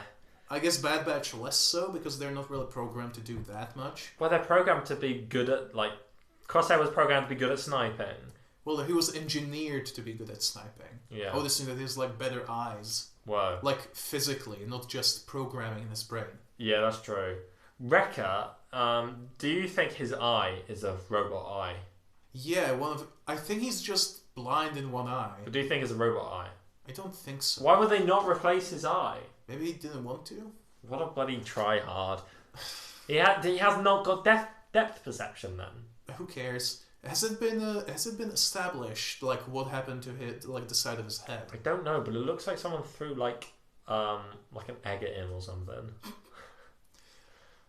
To me, it like felt like he would be like hit with like a big laser. Yeah, but like it's weird melty. Yeah, isn't it? Looks like Taserface from Guardians of the Galaxy 2. It's metaphorical. Yeah, the worst joke of that film. Probably. Yeah. I don't remember too many jokes in that movie being bad. What? You don't like that movie? Oh no, you said, sorry, I just took a while to realise. I just said it in the dumbest way possible. Yoda here. Here Yoda is. I can say that again. Say that again, you can. I just said it in the dumbest way possible. I can't. The point was... From Wrecker's Burn. Yeah, Wrecker's Burn. I don't know, but I was like imagining that he was like shot in the face by ATT. By an ATT? That probably doesn't make sense. Jesus Christ, if he could survive that, what's his bloody skull made of? Like bloody... He's Wolverine. Whoa. Oh yeah, what if they just say, oh yeah, by the way... He's a healing factor. Helium factor. Ooh. I am a helium factor. That's my high-pitched voice. Wasn't bad. It's my audition for young... for young Caleb Dune. I'm getting reinforcements. There's only 5 parents, but you should really see these guys in action. This is actually kind of creepy. Sorry. It's fine. But speaking of clones and chain codes... There's many in this episode. There are many, many clones. But I don't think any but the Bad Batch... Well, any but the main characters were named. Which is kind of a first. None of the clones on Seleucami, like the actual troopers, were named. Yeah, but we don't see... They weren't named last episode either. That is true. I guess that's a part of the... Because in Clone Wars, basically anytime you see clones, some of them will unmask themselves and be like, yeah, my name is Flesh, because eat me. But now they are much more... de-individualized. Yeah, they don't take off their helmets anymore. They're turning into stormtroopers. They are more machine than man. They are, well... Yeah. And with the chain codes, as Tech put it, that it's kind of ironic how in the past clones wanted to have names and now they're assigning numbers to people. Yeah. No, it was now everyone wants or needs a number in order to survive in society. Which I'm fairly sure is what... no, that wasn't why Echo said... Why Echo said what, sorry? Was it... We're in agreement on that one? Maybe. Which is his version of You Can Say That Again? So, what do you think Hunter's You Can Say That Again is going to be? What he said. Yeah, it probably will be something like that. Does a Womp Rat have an ass? That strikes me as more of a Crosshair thing. You think Crosshair would say that? Maybe Crosshair would say something like, yes. You gotta keep the pause in. I have to. It is interesting that we didn't see Crosshair in this episode, and I think that actually gave it a lot of time to breathe. Because this is I guarantee a lot of people are going to say this is a filler episode. It's possible, but it was important. It is important because it establishes the dad! Then again, people said filler episode to a lot of Mando things. They said most of season 1 and most of season 2 were filler episodes. Yeah. Which they just weren't. The Siege was not a filler episode. Not in the slightest. I'm really angry about that. Boils my blood. Ooh, are you having freaking the space sickness that I am blacking on? That apparently was going to be a thing in the new canon for a bit, but then they keep forgetting about it. What? It's like a hyperspace sickness. If you go to hyperspace too much, your blood starts to boil. Oh, I hear about hyperspace sickness, but I don't think it's actually... Yeah, it's never been a thing, has it? I think that they started putting it in books like very early on, and then they just kind of stopped. Like most references to things. Like, where did Gallius Rax go? I think he died, actually. Who's Gallius Rax? The Palpatine's groomed successor. I don't remember him at all. It's from Aftermath. Oh. So... that explains why he's gone. Yeah. Poor I mean, Chuck while Dixon. a lot of things by Chuck Wendig, as we've discussed... Chuck Wendig, not Chuck Dixon. Yeah, a lot of things by Chuck Wendig I don't like. A lot of them I think are fine, and he's getting like unduly shafted for all of it, I think. I don't know. I don't know either. Oh, he could come back. We don't know, but he won't. What, Chuck Wendig? Gallius Rax. Oh, no, I think he's dead. It's possible he may have died at the end of Aftermath. I think 3. he might have got replaced by Ray Sloan. Ray Sloan was in Aftermath as well. Yeah. Oh, you mean like even in universe after his death? Yeah. No, she replaced him in the hierarchy. They didn't do that much with her either, did they? No, I mean, she could have been in Rebels, but they've decided against it. Which, I don't understand. You know the character I mean. Ray Sloan? Yeah, no, I mean the character in Rebels that she could have been. Aranda Price? It was the captain of a Architens when they went to Geonosis, you know, with the jetpack troopers going down the big hole.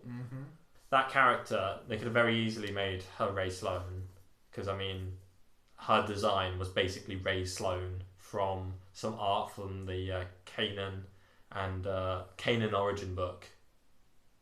It was like her model was basically Ray Sloan, but they decided not to make her Ray Sloan.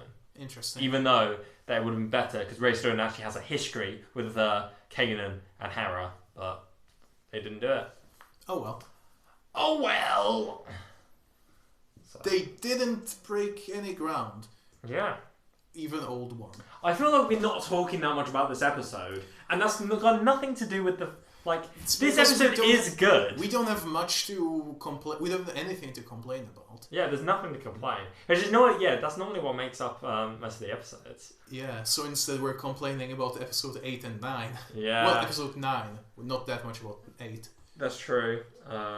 We could, but we're not gonna. Could do. How well did episode 8 do in the Czech Republic? I don't know. It's beside the point. One thing that isn't beside the point, though, what kind of is, it's nothing to do with what we've been talking about right now. Thank God. Was tying back to your one in the middle from last week about the phrasing of certain things. I found it interesting that Omega said that clones had inhibitor chips to modify their behavior. Not, clones have chips to modify their behavior, not our behavior. Oh, what? So she's saying there as in she's not one of the clones? Either not one of the clones or she didn't have the chip for some reason. Well, why would she have the chip if she was a purposefully made clone that was meant to be different to everyone else? Well, the Bad Batch did have the chips. But they were also meant to be soldiers. Yes. So they were meant to be in a position where they would execute Order 66, whereas I doubt Omega would be in a position where she ever would. So she was bred specifically not to be a soldier. Yes. Which is like, why? Was she solely meant to be an assistant to Nalase? That doesn't make that much of a sense. Exactly. What is she about? What is her surname? Sorry. Why is she called Omega if she... Like, genuinely. That's such like a random name. Yeah, especially since like all of the Bad Batch have like... What is it called? Nominative determination? But that's like the other way. Like it's like... his name was... if your name is Smith, you're gonna become a blacksmith. Yeah. Or if your name is Lawson, you're gonna become an attorney. Yeah. But in this case, they probably got their names because of their specialization. Yes. So was she created to end something?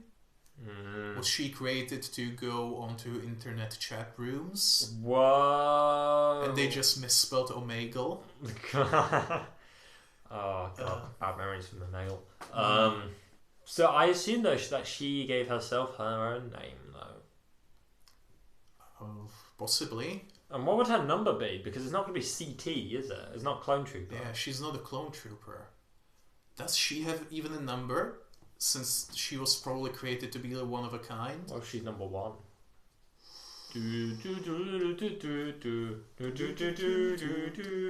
We are number tick. Number tick. Oh yeah. She's the clone to end all clones. I didn't realise that she went to Endor. She's the clone to end all clones. It's just the way you said sorry. Let's laugh about the way he pronounces things. Oh no, I'm not a racist. You're just a Speciesist. Speech impedimentist. God, is that? I'm not a bigot. I'm not a crook. Yeah. You're not a Richard Nixon. What? Richard Nixon. That's what he said. I'm not a crook. And he did the thing. You can't lick our dick. Yeah, that is true. That's a real like election poster quote from the 60s. But it was also made by the opposition. Was it? I think it was, yeah. I mean, back then there weren't any like connotations like that. I'm pretty sure there was. There was not. Yes, there was, because dick was still bloody euphemism. In the 60s, I don't think so. Really? When did dick start becoming a euphemism? Shall we look it up? Jabo, pull it up. Jabo Hood has informed us that dick was first used as a euphemism for penis in the 19th century. And has been used to mean a man as a sexual partner from the 17th century. Who knew? I did not. You learn new things every day, such as trivia about the Czech Republic. Trivia about penises and their euphemisms. Yeah, Sarlacc reproduction cycles. Yes. Maybe that's how Boba Fett got out. That's not how he got out, that's how he got off. Well, hey! That's why he made a deal with the Sarlacc and the prey. That's why he's so chill in Mandalorian. He just had so much built up pressure. You saying? Oh my god. And after the Sarlacc relieved him of all that stress, he was a changed man. Yeah, he just had to take a smoke break for a bit, and then he was... Boba Fett's post-coital smoke. He did a little bit of spice, but not too much that he would think that the Arcotans was just a spice stream. Oh yeah, it was like, they're back. Who is back? What are you talking about? Say things, we can't see what you're saying. He did say, the Empire, they're back. Did you forget who you were just killing just like 5 seconds ago? I know. That's my only bad thing about the tragedy. Bad batch. Hey. I guess you could try to argue that people wearing the armor is more believable than people could just pick up the armors because they were spare, and Arcotans is much harder to come by. Maybe but they still, were cosplayers. Still it was pretty not that believable. Yeah, maybe you meant the Empire as an organized form rather than a ragtag group of stormtroopers, even though there were 100 stormtroopers. Way too many for those little 2 dropships. Yeah. Speaking of there being a lot, there were a lot of clone troopers occupying that town in Seleucami. Oh yes, because they were putting in more people as opposed to taking them out. Yeah, which is an interesting thing that they note upon. And it is interesting that we actually see just a settlement on Seleucami. I was under the impression there was no towns. Yeah, I don't remember much from that episode because I only saw it when it first came out 10 years ago. Yeah. But longer than 10 years. That is a long time ago. Well, we'll probably be getting around to watching it next year. I hope so. Oh, imagine!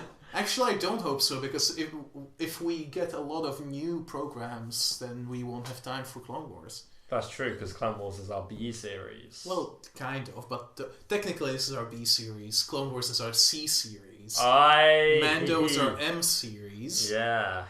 And Andor will be our A series. Yes. Kenobi will be our K series. Yeah. Will we be getting an N series? Ninum, the musical. The musical. Yeah. Or however he talks. What's the thing with Ronan called? Is it the Visions? Visions. That's the V-Wing series. Whoa, you know I love me some V-Wing. I'm talking about the spaceship, the precursor to the TIE Fighter. Well, it's not actually the precursor to the TIE Fighter. That's actually the Jedi Starfighter used in Episode 3 by Anakin and Obi-Wan. That's like more of a precursor to a TIE Fighter because it's got the same kind of cockpit. But V-Wing was used by the Republic at the end of the Clone Wars because it's got the same kind of design influences of the wings at the side of the ship, and it also is a very fast ship, and it's used as an interceptor in the original Battlefront 2 game, and it's actually my favourite ship to fly in that series. And it's one of my favourite Clone Wars era ships in general. Grievous. General Grievous, who is from Kazakhstan.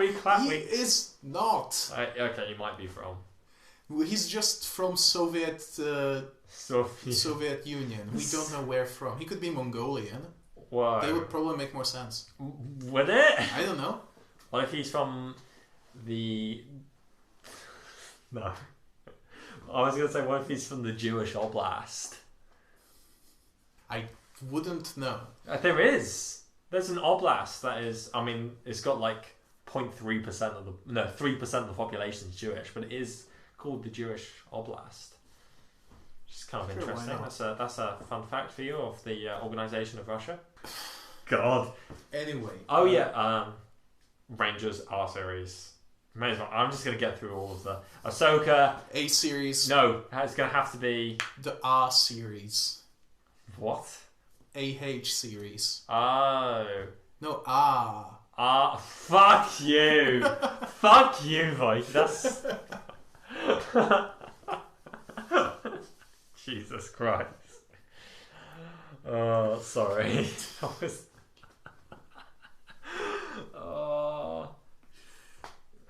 Yeah, that is... I got caught off guard then. Much like how I was caught off guard by Nexu being from Seleucami. I didn't actually know that. Well, they don't necessarily have to be from Seleucami because the other alien species you saw were the new... Were they Nuna? Were they the Nuna? They look like Nunas. AKA the swamp turkeys from Naboo.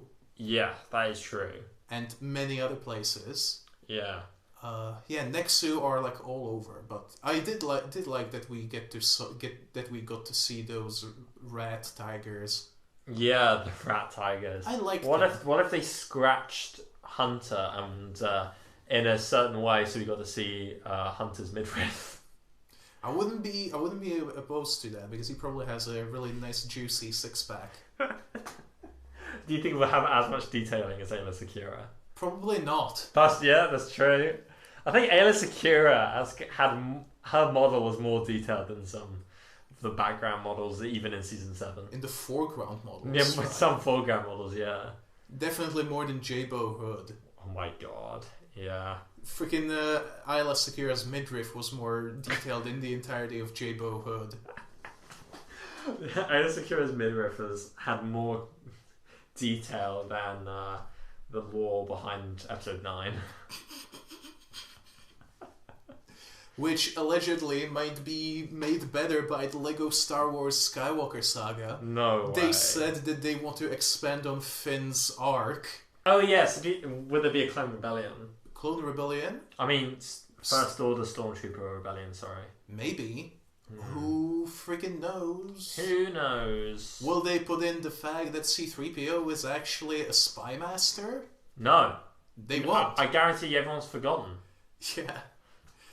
No, like they forgot immediately after episode 7. They forgot immediately after the Poe series got cancelled. Yeah. Where that one it got cancelled? Well, right. It ended. Oh. I don't know if it got cancelled or if it just ended. But it went at least until episode 8. Yeah. The more you know. Yeah, because it followed Temin Snap Wexley while he was not at Crate. Yeah, because Ryan Johnson sort of, I don't know, didn't want him in. Ryan sort of forgot about Snap Wexley. And so did J.J. Abrams, despite that character being played by his best friend.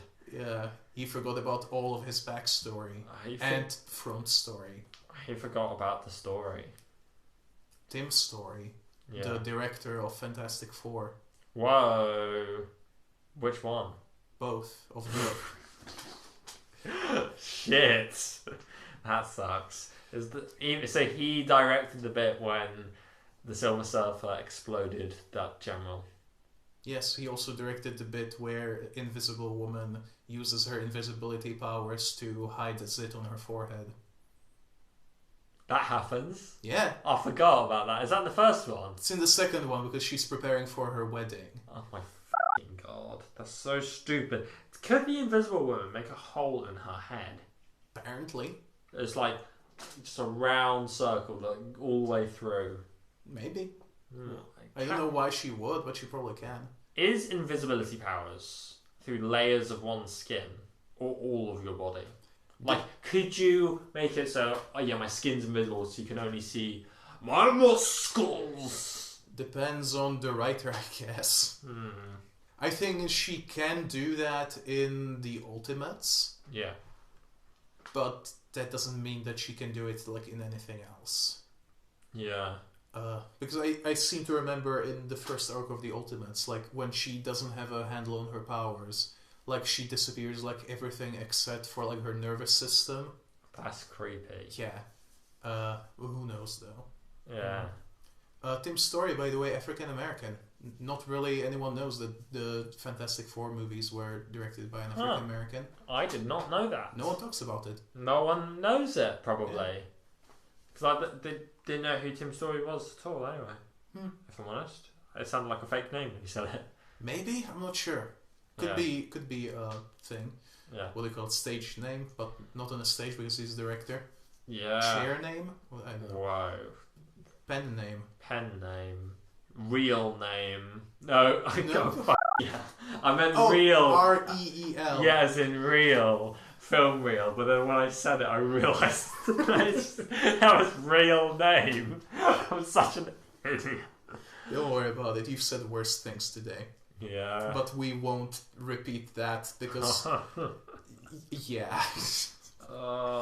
So many knee brace. So many. No knee brace in this episode, though. Yet, there were some pretty weird butterflies.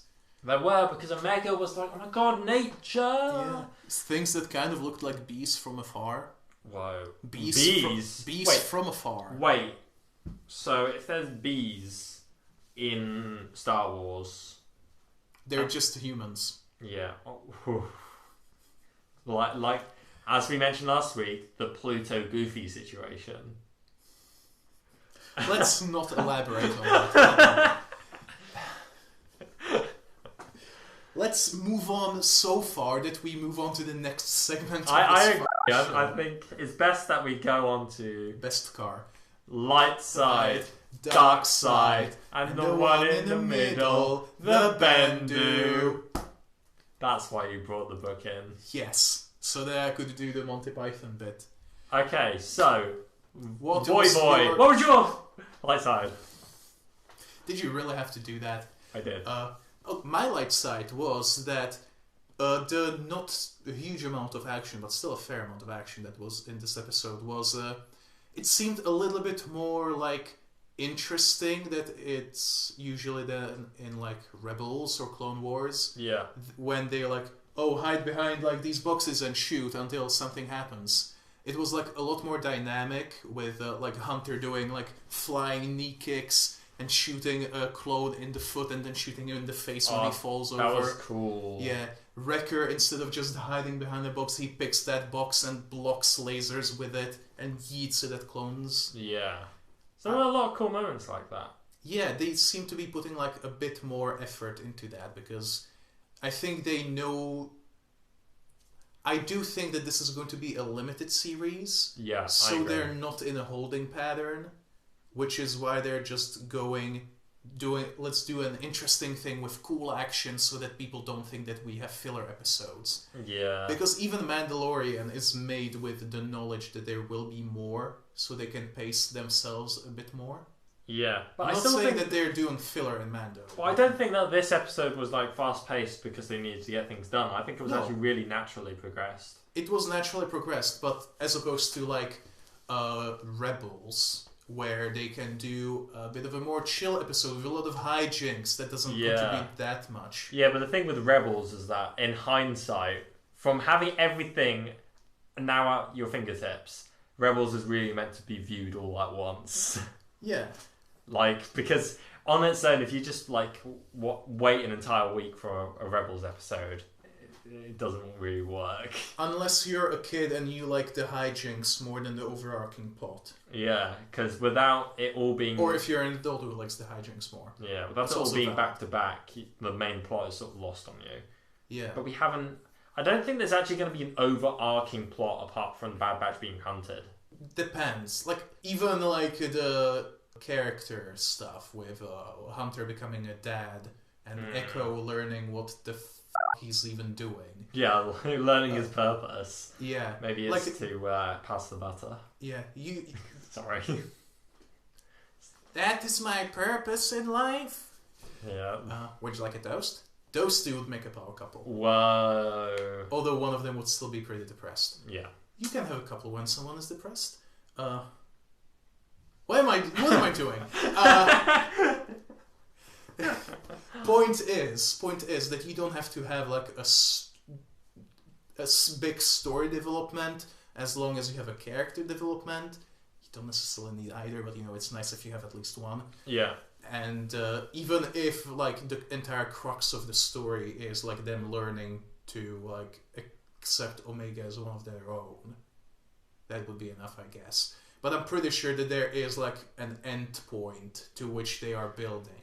I still want are not just doing this week they're doing this fun thing, and the Wrecker is going to be playing with some Kowakian monkey lizards, and he will fall over, and then there will be just funny things for kids, which sometimes happens in some Clone Wars episodes. Zeb chasing Chopper around the Ghost, for example. I like I'm not saying I don't like it, but I have a feeling that Bad Batch won't have that. Maybe, but it has got 14 episodes. That we think so anyway. And I still would like them to all blow up the cloning facilities. Yeah, they still might. No one says they won't. There are still many answers we need to question. A lot of people are warming... many answers. Many questions that need answers.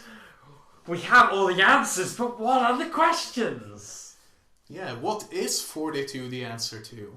It's how many exposed penises we see in all of Star Wars. I don't think that's true. I'm sorry. I was thinking of the Batman comic. Yeah, Batman Damned. Yeah. Where you can see the outline of his penis. Yeah, we can't anymore. Yeah, they took it out. Yeah. But I got... A lot of people have been warming up to the idea of... Literally emasculating Batman. A lot of people have been warming up to the idea of Clone Rebellion, though, haven't they? Probably. It's not a bad thing to poach from the... Star Wars Battlefront 2 campaign. Is that where it originated? Yes, that's the only appearance. Oh, okay. When people go on about how much they love the Clone Rebellion and how interesting it is, they're f***ing lying, because it's only really established in one cutscene from Star Wars Battlefront 2, where Tamara Morrison, as a clone trooper, says that the Kaminoans basically rebelled, and so the Empire has to put it down. That's literally all there is on it. It's not the worst concept, but it could probably be done better. Yeah, I'm sure it can. I'm just do I want it? Personally, I feel like I'd get more thematic closure from the Bad Batch actually doing it themselves. Yeah. Rather than... Because if there's a Clone Rebellion, that means they've got to fail. So, that's...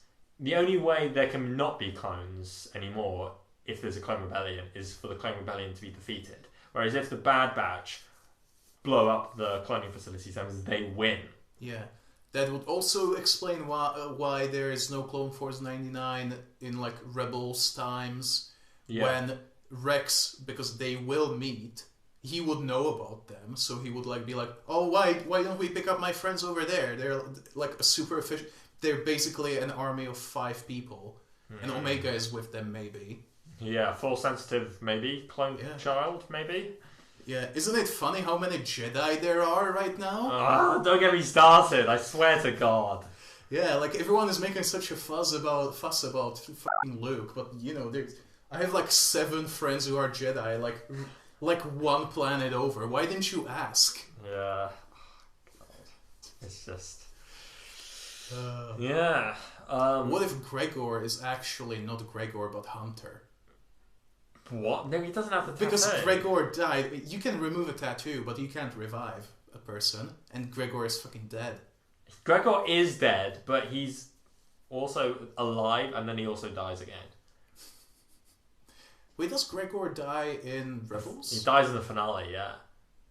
He gets shot. I don't remember them coming back. Yeah, they come back for the final battle on Lothal, and there's a massive... Like, a couple of people die, including Gregor. Shame that. Like, the finale of Rebels is really fucking good. Oh, yes. I should rewatch all of it. Rewatch all of it. But for the show. Yeah. I will hold off. I will be even more surprised, to be sure, but even more welcome. I think we've established that we can't do Rebels episode by episode.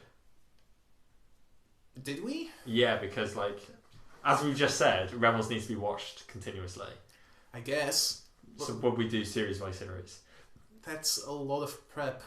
How long would that episode be? We spent 3 hours on a 70-minute episode this Wednesday. This Thursday. This Friday? This Wednesday. Wednesday. But it came out today, which is Friday. I don't know what day it is. Look, comment below what day it is. That will really get our... whatever. I can't remember words anymore. Jesus Christ. It will get something up. Yeah. Or SEO, I think. What does that mean? Search engine optimization. I told you like 7 times. Oh, yeah. Well, I didn't know that's what SEO stood for. What did you think it was? I didn't realise we're getting into ASMR territory. You mean sound cut? Yeah. I should probably cut out all of this. Jesus Christ. Oh my God. What is it again? Peak? No, it begins with A. No, but meridian means like peak climax? Peak climax, yeah. So, ASMR is, what was it? Augmented. Audio sensory meridian response? Yeah, which basically means audio receptive peak climax. Yeah. The word climax was completely ruined for me.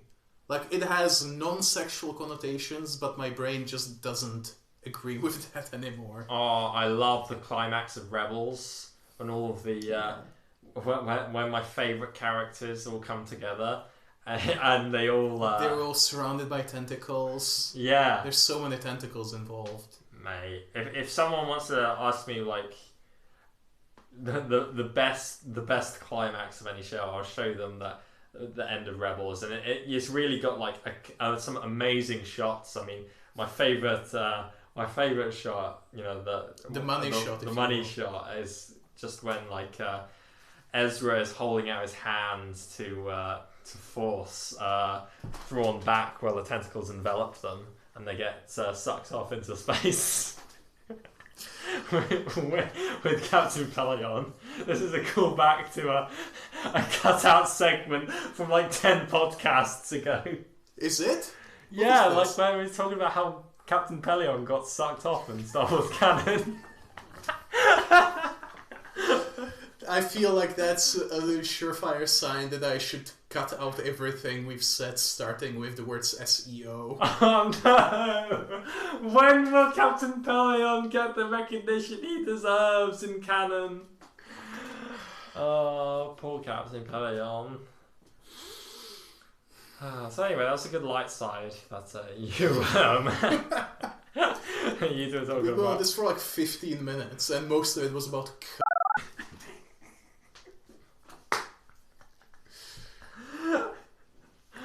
Oh God. What is your light side, Freddy? My light side? Tell me what you get off to. God, you're making mine sound really weird now because I was going to say it's all the dad stuff. You bastard. We can do another time. No, it's not. That's fine. It's funny. But no, now I have to keep yes, keep everything in to make my it make favorite stuff sense. is the dad stuff. So in this episode, that was my light side. That was my light side. I just thought it was so endearing. The relationship growing between. There's a literal stepdad in this episode. There is. Oh my god. Does someone get stuck? Mega gets stuck outside the fence. A clone trooper catches Echo while he's elbow deep in a crate that he's trying to open. Jesus Christ! I didn't think this was going to be the sauciest episode of Air-Deraan. Sauciest Gerrera. Oh my god! We can put him in the thumbnail now that he's not in the episode. That's true. What if I get like a thing of like Worcestershire sauce? So Gerrera's face. Saucy Gerrera. Mm-hmm. Well, would Saw Gerrera be the sauce, or would the sauce be Saw Gerrera? I think it would be easier if he was the sauce. Like if he's in the jar. Jar? Jars. Jar... What? Jar Jar? No, I was talking about Kanan Jarrus. Kanan Jar Jarrus. Kanan Din Jar Jarrus. Kanan Gerrera. Who's that again? Admiral Gerrera from Revenge. I'm getting them mixed up every single time. From Return of the Jedi. Admiral Gerrera is the one who is like, we should be double efforts, but he says it like twice as fast as what I said. You know, on the Death Star, when I think so, yes. Darth Vader's like, the Emperor is not as forgiving as I am, because you know. Darth Vader cracks some dad jokes. I thought it was Piet. No, Piet is the one on the Executor. They all look the same. Yeah, just because they're wearing the same clothes. White people, am I right? Bruh, look at pot kettle, mate. You can't whitewash me. Yeah. Remember, I'm Slavic. I'm technically a minority. Only in Britain, mate. That's where I am. That's why I'm here. I'm here to claim the S-word pass. No! Jesus Christ. Oh my god. This will probably be the most edited episode of the podcast. I think this is the funniest, unintentionally. Besides, obviously, Iceberg. I mean, I guess I can. I don't have to cut out the S-word pass. That's not that. No, you're just I'm saying Slavic. Slavic. Yeah, you do have. I mean, I can. I feel like you're just staring into my soul when I was about to say Slavic. Then I'm allowed to say that. It's a word. I grant you the pass. Oh my god. But do I need a chain code for that pass? You might. Ooh. Yeah, that's step, bro. Yeah, talking about step people, what about your dad stuff? I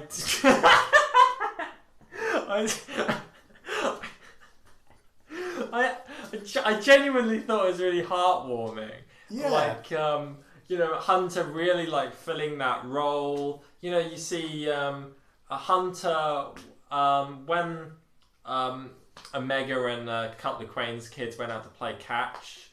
Everyone sort of like looked at Hunter, and Hunter was like, "Kind of want to be a dad," so he like went outside and leaned on the door to watch them play catch, which was quite cute. If you wouldn't mind, I would slightly change it to the family stuff as opposed to the dad stuff. Because the Bad Batch is a family. It is mostly about family because everyone is brothers. Like, the clone army is an army of brothers. But when you are betrayed, you can't pick all of your brothers. I mean, you can't really pick your family, but this is a family of choice. Step dads and brothers in arms and adopted echoes. Related by consent. The Bad Batch Tagline related by consent.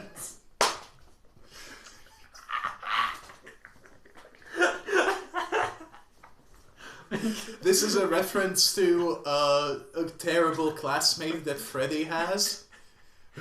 What are you typing? I'm writing that down. I want to remember it. A classmate of mine claimed that Britain, since the 10th century, ruled by consent. And no. Therefore, it's ethical that India was being ruled by Britain because all they had to do was ask to be allowed to leave, and they were like, "Yeah, sure." And because that's how that happened. Yeah, that's how it happened. That's definitely how it happened. Yeah, or how he claimed that Wales and Scotland were given their own parliaments, their own devolved governments because they asked for it. I was like, bruh, you fucking idiot or something. It's like, you're taking history. You should know. Oh, God. But yeah, unlike... I sure hope that friend isn't one of our listeners. Oh, what if he's the boss? Boss Nass?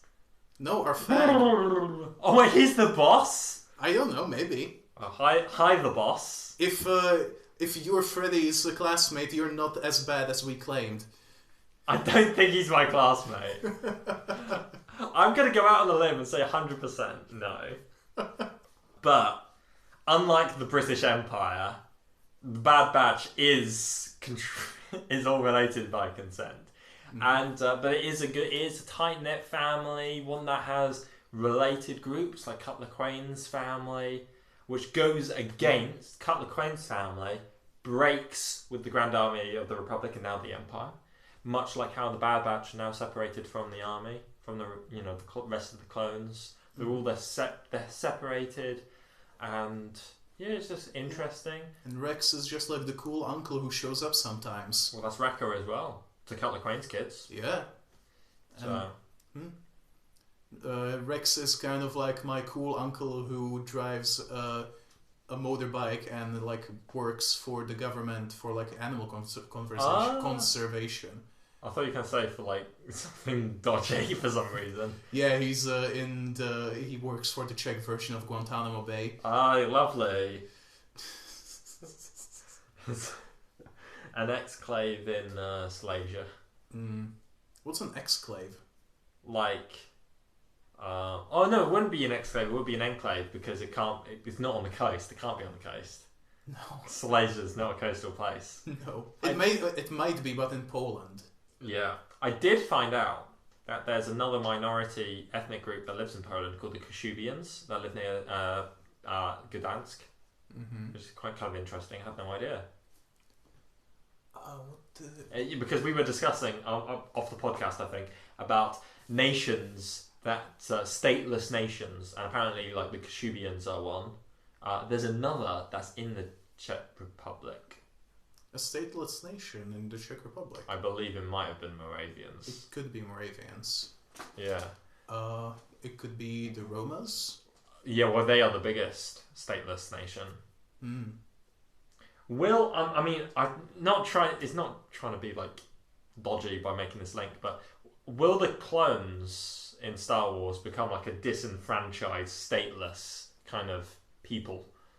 I guess that's kind of what Rex's band was. Yeah, because they weren't but on a much smaller scale. Yeah, because they sort of they don't fit in anymore. No, because they're not really going to be. In season 6 when Fives goes to Coruscant and there's clone bars and stuff, and the clone who goes in the taxi and the taxi driver's oh, you got to pay me, it costs 20 credits, and then the clone is send the bill to the Republic. I don't think that kind of thing is going to happen under the Empire. I don't think they're going to get shore leave or anything. Well, they're barely even people anymore. Yeah.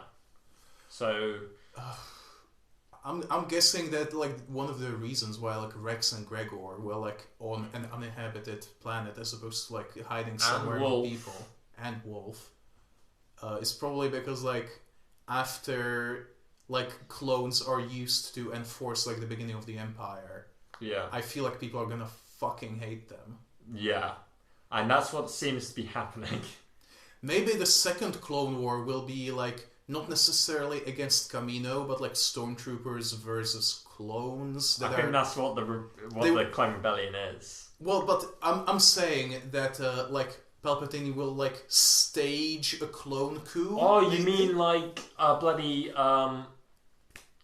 what's the thing? So the clones are the brown shirts. Yes. Of the Empire. Yeah, like the SA that that Hitler used like as a tool to get into power, but when he didn't need them anymore, he literally killed all of their leadership and probably many of the manpower as well. Yeah, they were led by General Rom. Rem, yes. Yeah. I think that night when they did Night of Many Knives. Wasn't it Long Knives? Long Knives, sorry, you're right. Yes. Rem, I think, was gay as well, which... was he? I think so. Hey, why would he side with the Nazis? Maybe they weren't... famously hate all minorities. Maybe they didn't at that point. They 100% were at least anti-Semitic. Maybe it was just Nazi propaganda that they used so that people wouldn't like him anymore. Like Rome? Yeah. Maybe. I don't know. I don't know the intricacies. But yeah, it's possible that, as you're saying, like the clones could be systematically annihilated through like a staged coup. Yeah, because like they have to do something with them. So, but why would they want to get rid of them? Because they're too expensive. Yeah, but at this point they don't really need to pay. They don't, but also they will become like obsolete fairly quickly because they age so fast. Yeah, but I guess. So that means they could just wait it out. Well, yeah, but they would still have to like feed them. What are they going to do to all the clone children and babies? They're gonna... That was finger to the throat means death. Mm-hmm. Poor clone children. Just turn the switch off. Stop feeding them. Stop feeding the clones. You don't even have to like physically kill them. Just stop feeding the tubes. Oh my god! It's the Empire, they're the bad guys. Yeah. That's what we do. Yeah. To quote Harley Quinn. But then again, I was saying like how the Bad Batch should blow it up. We were saying last week how Jar Jar Binks and Suicide Bomb the clone baby chambers. Yeah. Which I hope...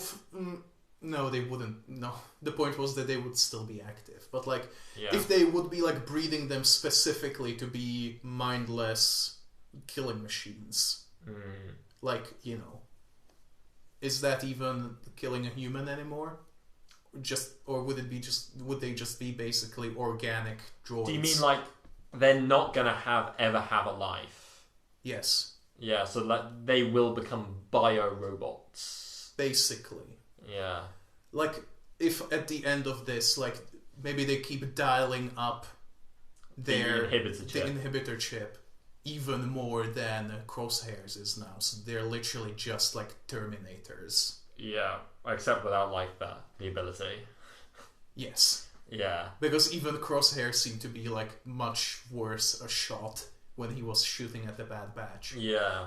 Could be argued that he was like trying to still fight against the inhibitor chip, so he was possible. Aiming worse. But also that's kind of like what the Force does as well. A little bit. The Force gives plot armor to people. Yes. The biggest example is, and I know a lot of people say that it was because Chirrut Imwe was like he was a Jedi, he was using the Force. I fundamentally disagree. I think he was the Force was doing that. So the Force made sure Chirrut Imwe didn't die for his entire life until he flipped the switch on Scarif, and there was fair game for him to die. Yeah. Because that was his life's purpose. I think in Star Wars, there's a massive... destiny is a thing in Star Wars. Oh, yes. So, but what is the purpose of all of these characters? Or like in JoJo's Bizarre Adventure Part 5, The Golden Wind, when Bruno gets revived and he's like a walking corpse, but he still has a thing to fulfill, so... He's got to do it. Yeah, he doesn't feel pain, he can't bleed, he can't... His senses are failing, but he still has to do something that I don't remember what it was, but it must have been important. Yeah. That is interesting. JoJo's is weird. Yeah. So, something can be weird, but what if it's bad? So what is your dark side? That was the shittest thing. So, but I caught on, don't worry. Yeah.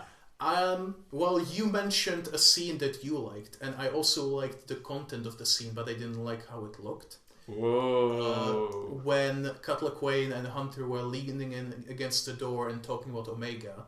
Yeah. I thought that it was very weirdly animated. Whoa, I like that, how it was all done. Well, the bit that I'm talking about specifically was a couple like shots where you could like only see them shoulders up. Yeah. But they moved in a way that felt like really unnatural to me. Fair enough. That felt to me like they had to change that scene and didn't have the time to reanimate everything. So they just like took their upper quarters. Yeah. Just moved them about a little bit.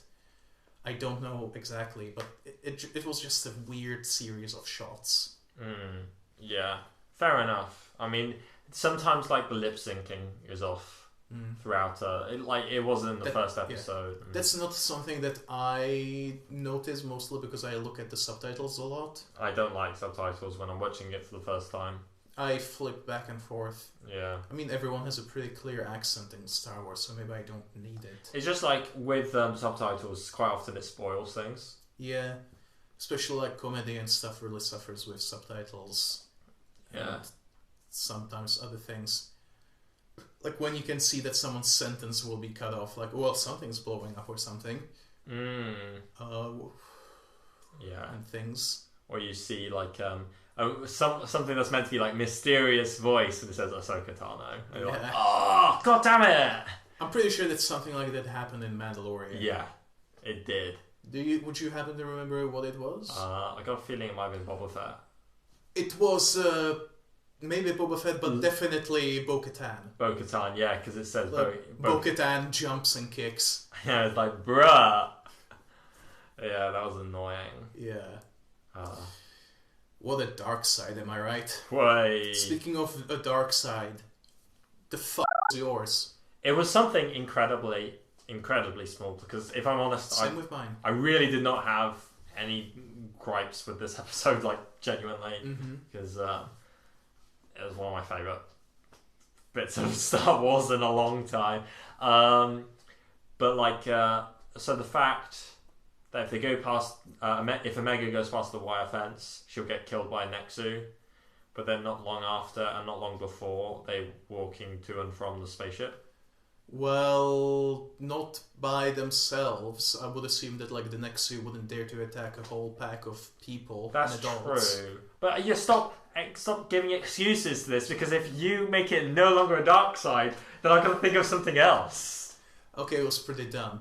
And you're also right that she then went back to the ship and nothing happened. But she went back with the ship with Tekken. No, she didn't. They didn't know she was there. Oh yeah, they didn't know.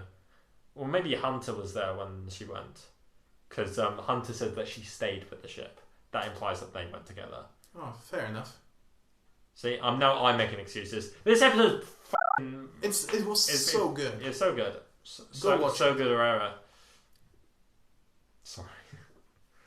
Bad Batch, more like Best Batch.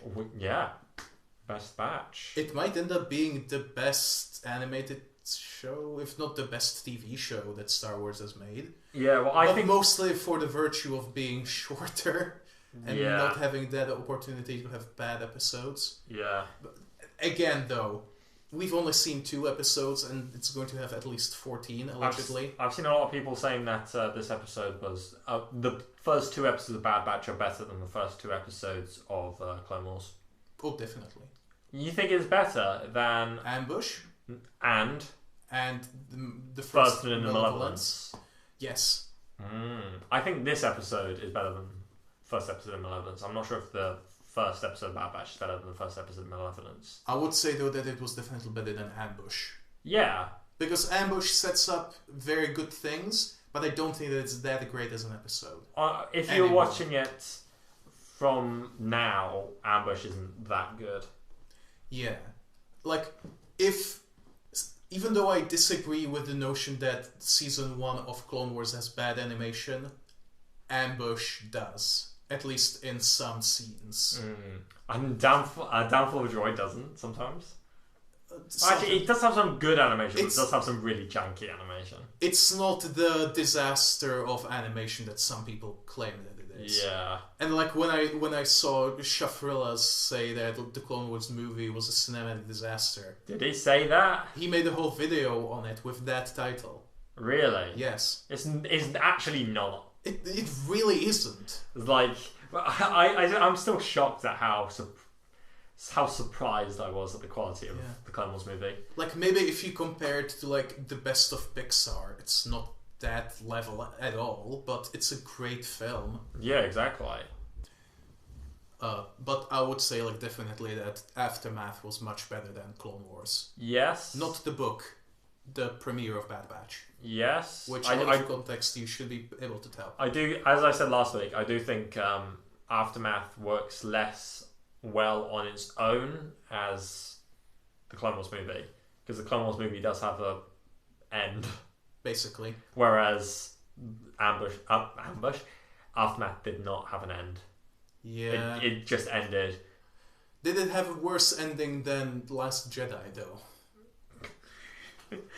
No, it did. Well, it had a similar ending. It had a very similar ending to Last Jedi. Yeah, but at least this is the sequel.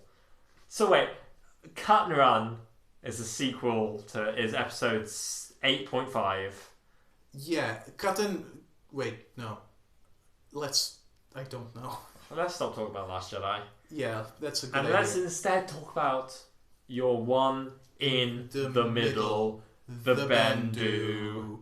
My Bendu this week is... In the middle? In the middle, yes. My Bendu is Malcolm. Malcolm? Oh! I was like, going through my mind, it's like, wait, who was Malcolm in this episode? Malcolm.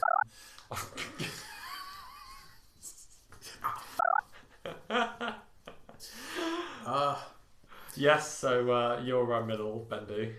Yeah, the Bendu is the absence of a reel in the beginning of the episode and the opening narration. Oh! Because while I do miss them, yes. I do think that it's quite interesting that it was only for the beginning of Aftermath, which technically took place during the Clone Wars. And even like the logo was the Clone Wars logo burning away into the Bad Batch. Yeah, exactly. Whereas there was not that kind of thing in at the beginning of this episode. Instead it had Bad Batch logo and then the name of the episode. So kind of unusual. I mean, what other... It's Mandalorian that does that, isn't it? Does what? Has the title of the episode. It does, but after a cold open. Yeah. Whereas Bad Batch, you go straight to the title and then the whole episode. Which I'm glad about. Yeah, I don't think I like the cold opens. Well, it's not cold opens. It's like a beginning chunk, something that happens, and then title. But that's what Rebels did as well. I do not remember that, but sure. Sometimes, at one time, it took like 5 minutes to get to the credit, to get to the title. Yeah. Like sometimes it takes a while. They don't. That's the only thing about. Not the only thing good about Rebels, but that's one thing about Rebels' title is that it doesn't like force its way in. It does it at an actual natural point, which I'm actually happy about. And it's literally 2 seconds long. Yeah. So I think I prefer that to like a minute-long title sequence. Yeah, what like the Marvel Netflix, for example. They don't Marvel Netflix? Oh yeah. Yeah. I thought you meant like Marvel Disney Plus shows. I was like, hold on a second. No. They also have cold opens, but not. You know what I mean? Yeah. But I'm pretty sure that in some Falcon and Winter Soldier, it also takes like 15 minutes to get to the credits. Yeah, which is appreciated. Yeah, it's I don't know why they bother at that point. Well, you need to have it. Well, just put it in the beginning. Well, it's like how movies actually. Some MCU movies, like Doctor Strange, don't have the title until the end of the movie. I don't really care. Because there's no natural point for it to go. Yeah, true. So, have it at the end. Or the beginning, like in Star Wars, because Star Wars is good. I like Star Wars. Yeah, Star Wars is pretty cool. Pretty cool, you might say. Yeah, pretty cool. It's not Kanki Monty at all. It's very whoopee credit. It is. It is very whoopee credit. Oh. Did we ever explain that? Or... No, we're never going to. Yeah, Figure it out. It's self-evident. Yeah. Like, it's self-evident we stopped using abruptly, not very cash money, and then abruptly start using... But you have to have a chain code to switch over to it. To switch the currencies, you need to. And in fact, these kinds of attention to detail is my one in the middle of the bendo. Because I quite like the...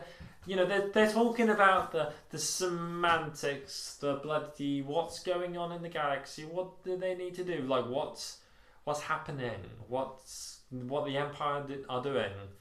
You know, they're impounding ships. That becomes a plot point. Yeah, with very cool like impounding ships. Like, did you know? Well, they didn't really look like that, but look like the ones from Solo. They are. Yeah. Oh, okay. Well, no, they at least look like the ones from Solo. Well, they reminded me, at least in one shot, when you first see it and it's like landing behind something. Like the tower really reminded me of like a landing Star Destroyer. Ah. Even though they look like a magician's shoe. Like it has like the pointy, curvy, uppy thing at the end, and like a tower that kind of looks like the leg. Yeah. I get what you mean. They're fun design. Yeah, I liked it. I like seeing all that kind of stuff. And I like seeing just a random town that doesn't have a name on Seleucami. Because, like... Doesn't need one. It doesn't need a name, and it exists. It doesn't need to be called Tarkin Town.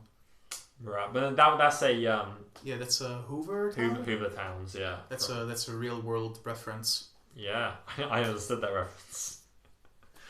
Oh, when the clones start getting phased out like the brown shirts. I understood that reference. Oh god, it's really dark that the Empire's giving everyone numbers. Oh no. Oh no, that's really dark. Yeah.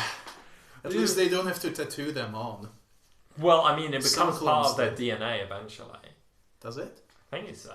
I mean, is it a part of their DNA, or is like their lineage just written into the chain code? Possibly, actually. Yeah, I thought it was part of their DNA with like...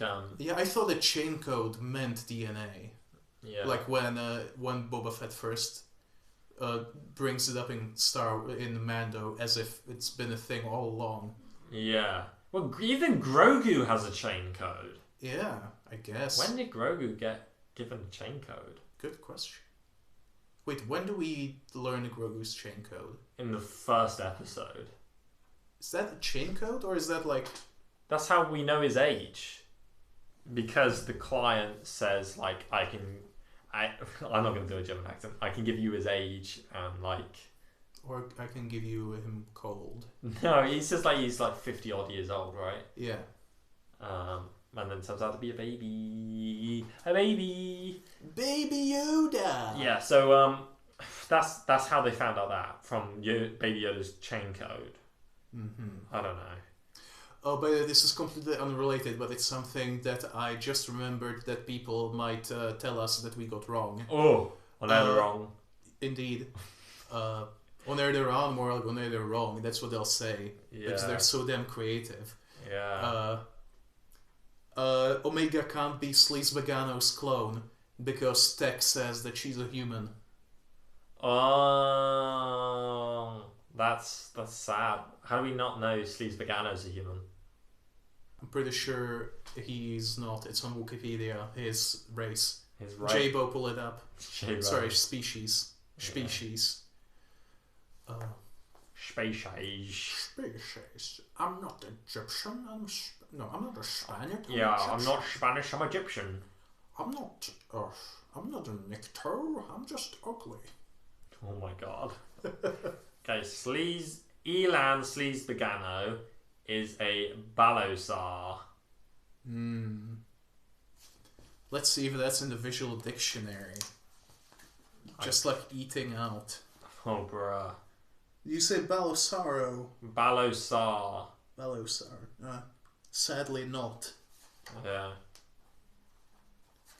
Sleaze Bagano is probably not in here either. RIP. So, that is disappointing. Unlike this episode, though. But maybe this episode of the podcast. Why would this episode be disappointing? We've done all of our freaking signature curses. Moves. Our smash moves. Smash mouths. Whoa, somebody once told me that the world is gonna...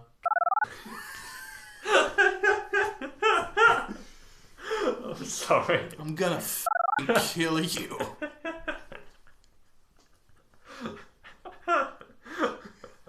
Podcast end? We could. Well, that would imply that I killed you, so Yeah. that would be weird. Okay, why not? No, why not? Next time, solo episode, just me. Well, what? I mean, you can kill me by proxy, much like how Tick told the clones to impound their vehicle whilst he was in it, by proxy impounding himself and Echo in the same vehicle. So you can comlink Tarkin using your women's razor, leg razor. That they used in this episode. But they used in this episode! I feel like I now have to keep all of this in. Well, you're going to have to edit the awkward conversation a minute ago to make it sound less awkward. Probably. Well, at least we can die with dignity. No, we can't. Die with honour. And pride in our podcast. That we definitely have. Definitely have. I'm so proud right now. Don't forget to hit that like button. Smash it good. Ring that bell. Yeah. Like Gregor rang the bell of those 3 clones whose heads he smashed together. Yeah, all 3 at once. So if you can like that many videos at once, that would be pretty pissing cool. That'd be pretty. Yeah. That'd pretty cool. The catch mark. The catch mark, yes. The other whoopee credit thing you could do was send us a tweet at on Air-Deraan, all one word. Message us via email, electronic message. Yeah. Message. So go to your computer and go to www.theinternet.org. Yes, don't forget to pay your AOL. Yeah. And keep those pesky children away from the phone. Yeah, otherwise you won't be able to email us. Yeah. And email us all the minor details we got wrong. Or missed. Or made up. Yeah. Did we make up the entire... Is Bad Batch real? I don't know. Are we having Are we in a coma and this isn't real? What if Bad Batch is just the pipe dream of 99 as he's dying? That's sad. Yeah, it is. But it would mean that it would make the Rise of Skywalker not canon. He exploded, so he probably didn't die. He exploded? Did he not? No, he just got shot in the back. Oh, never mind then. Yeah. I thought he blew himself up. No, he was carrying grenades and then got shot in the back. That's where the confusion Imagine if he got shot in the back and then went through him into the grenades and he blew up. That wouldn't be a no... My favourite track from that episode, The Noble Death of 99. It was a noble death. Yeah, much like how... I'm not going to make you do a time code, but this would be the noble death of Air-Deraan. Oh, we die now. We die now. We haven't done that in a while. I don't like it. But sure, why not? It's a callback. It is. Much like chain codes. I guess. You guess now? No. Stop it. Get some help. Why don't we... I don't know. Why is it now a running joke that we can't freaking do an outro? Probably because we forgot to tell people to watch our videos. Your very relevant video about why time in Star Wars makes no sense. And that's the point. Yeah. Nearing 30 views as we speak. Whoa, that's more than every other episode of our podcast. Mm-hmm. So be sure to watch our podcast more. Yeah, we put some fun stuff in the videos very occasionally. Very occasionally. And most of it is just Solid Snake saying, infinite ammo. Now you're gonna put that in this episode. This time I did it intentionally. Whoa. Thanks, J-Bo the editor. That's right, I'm disenfranchising you from the credits. What? Okay. Much like the clones are getting disenfranchised. Indeed. Never mind. I don't know. Let's disenfranchise ourselves from life. No disintegrations. Yes, no disintegrations. Yes, disenfranchisementations. Yeah. Unt. This episode was good. We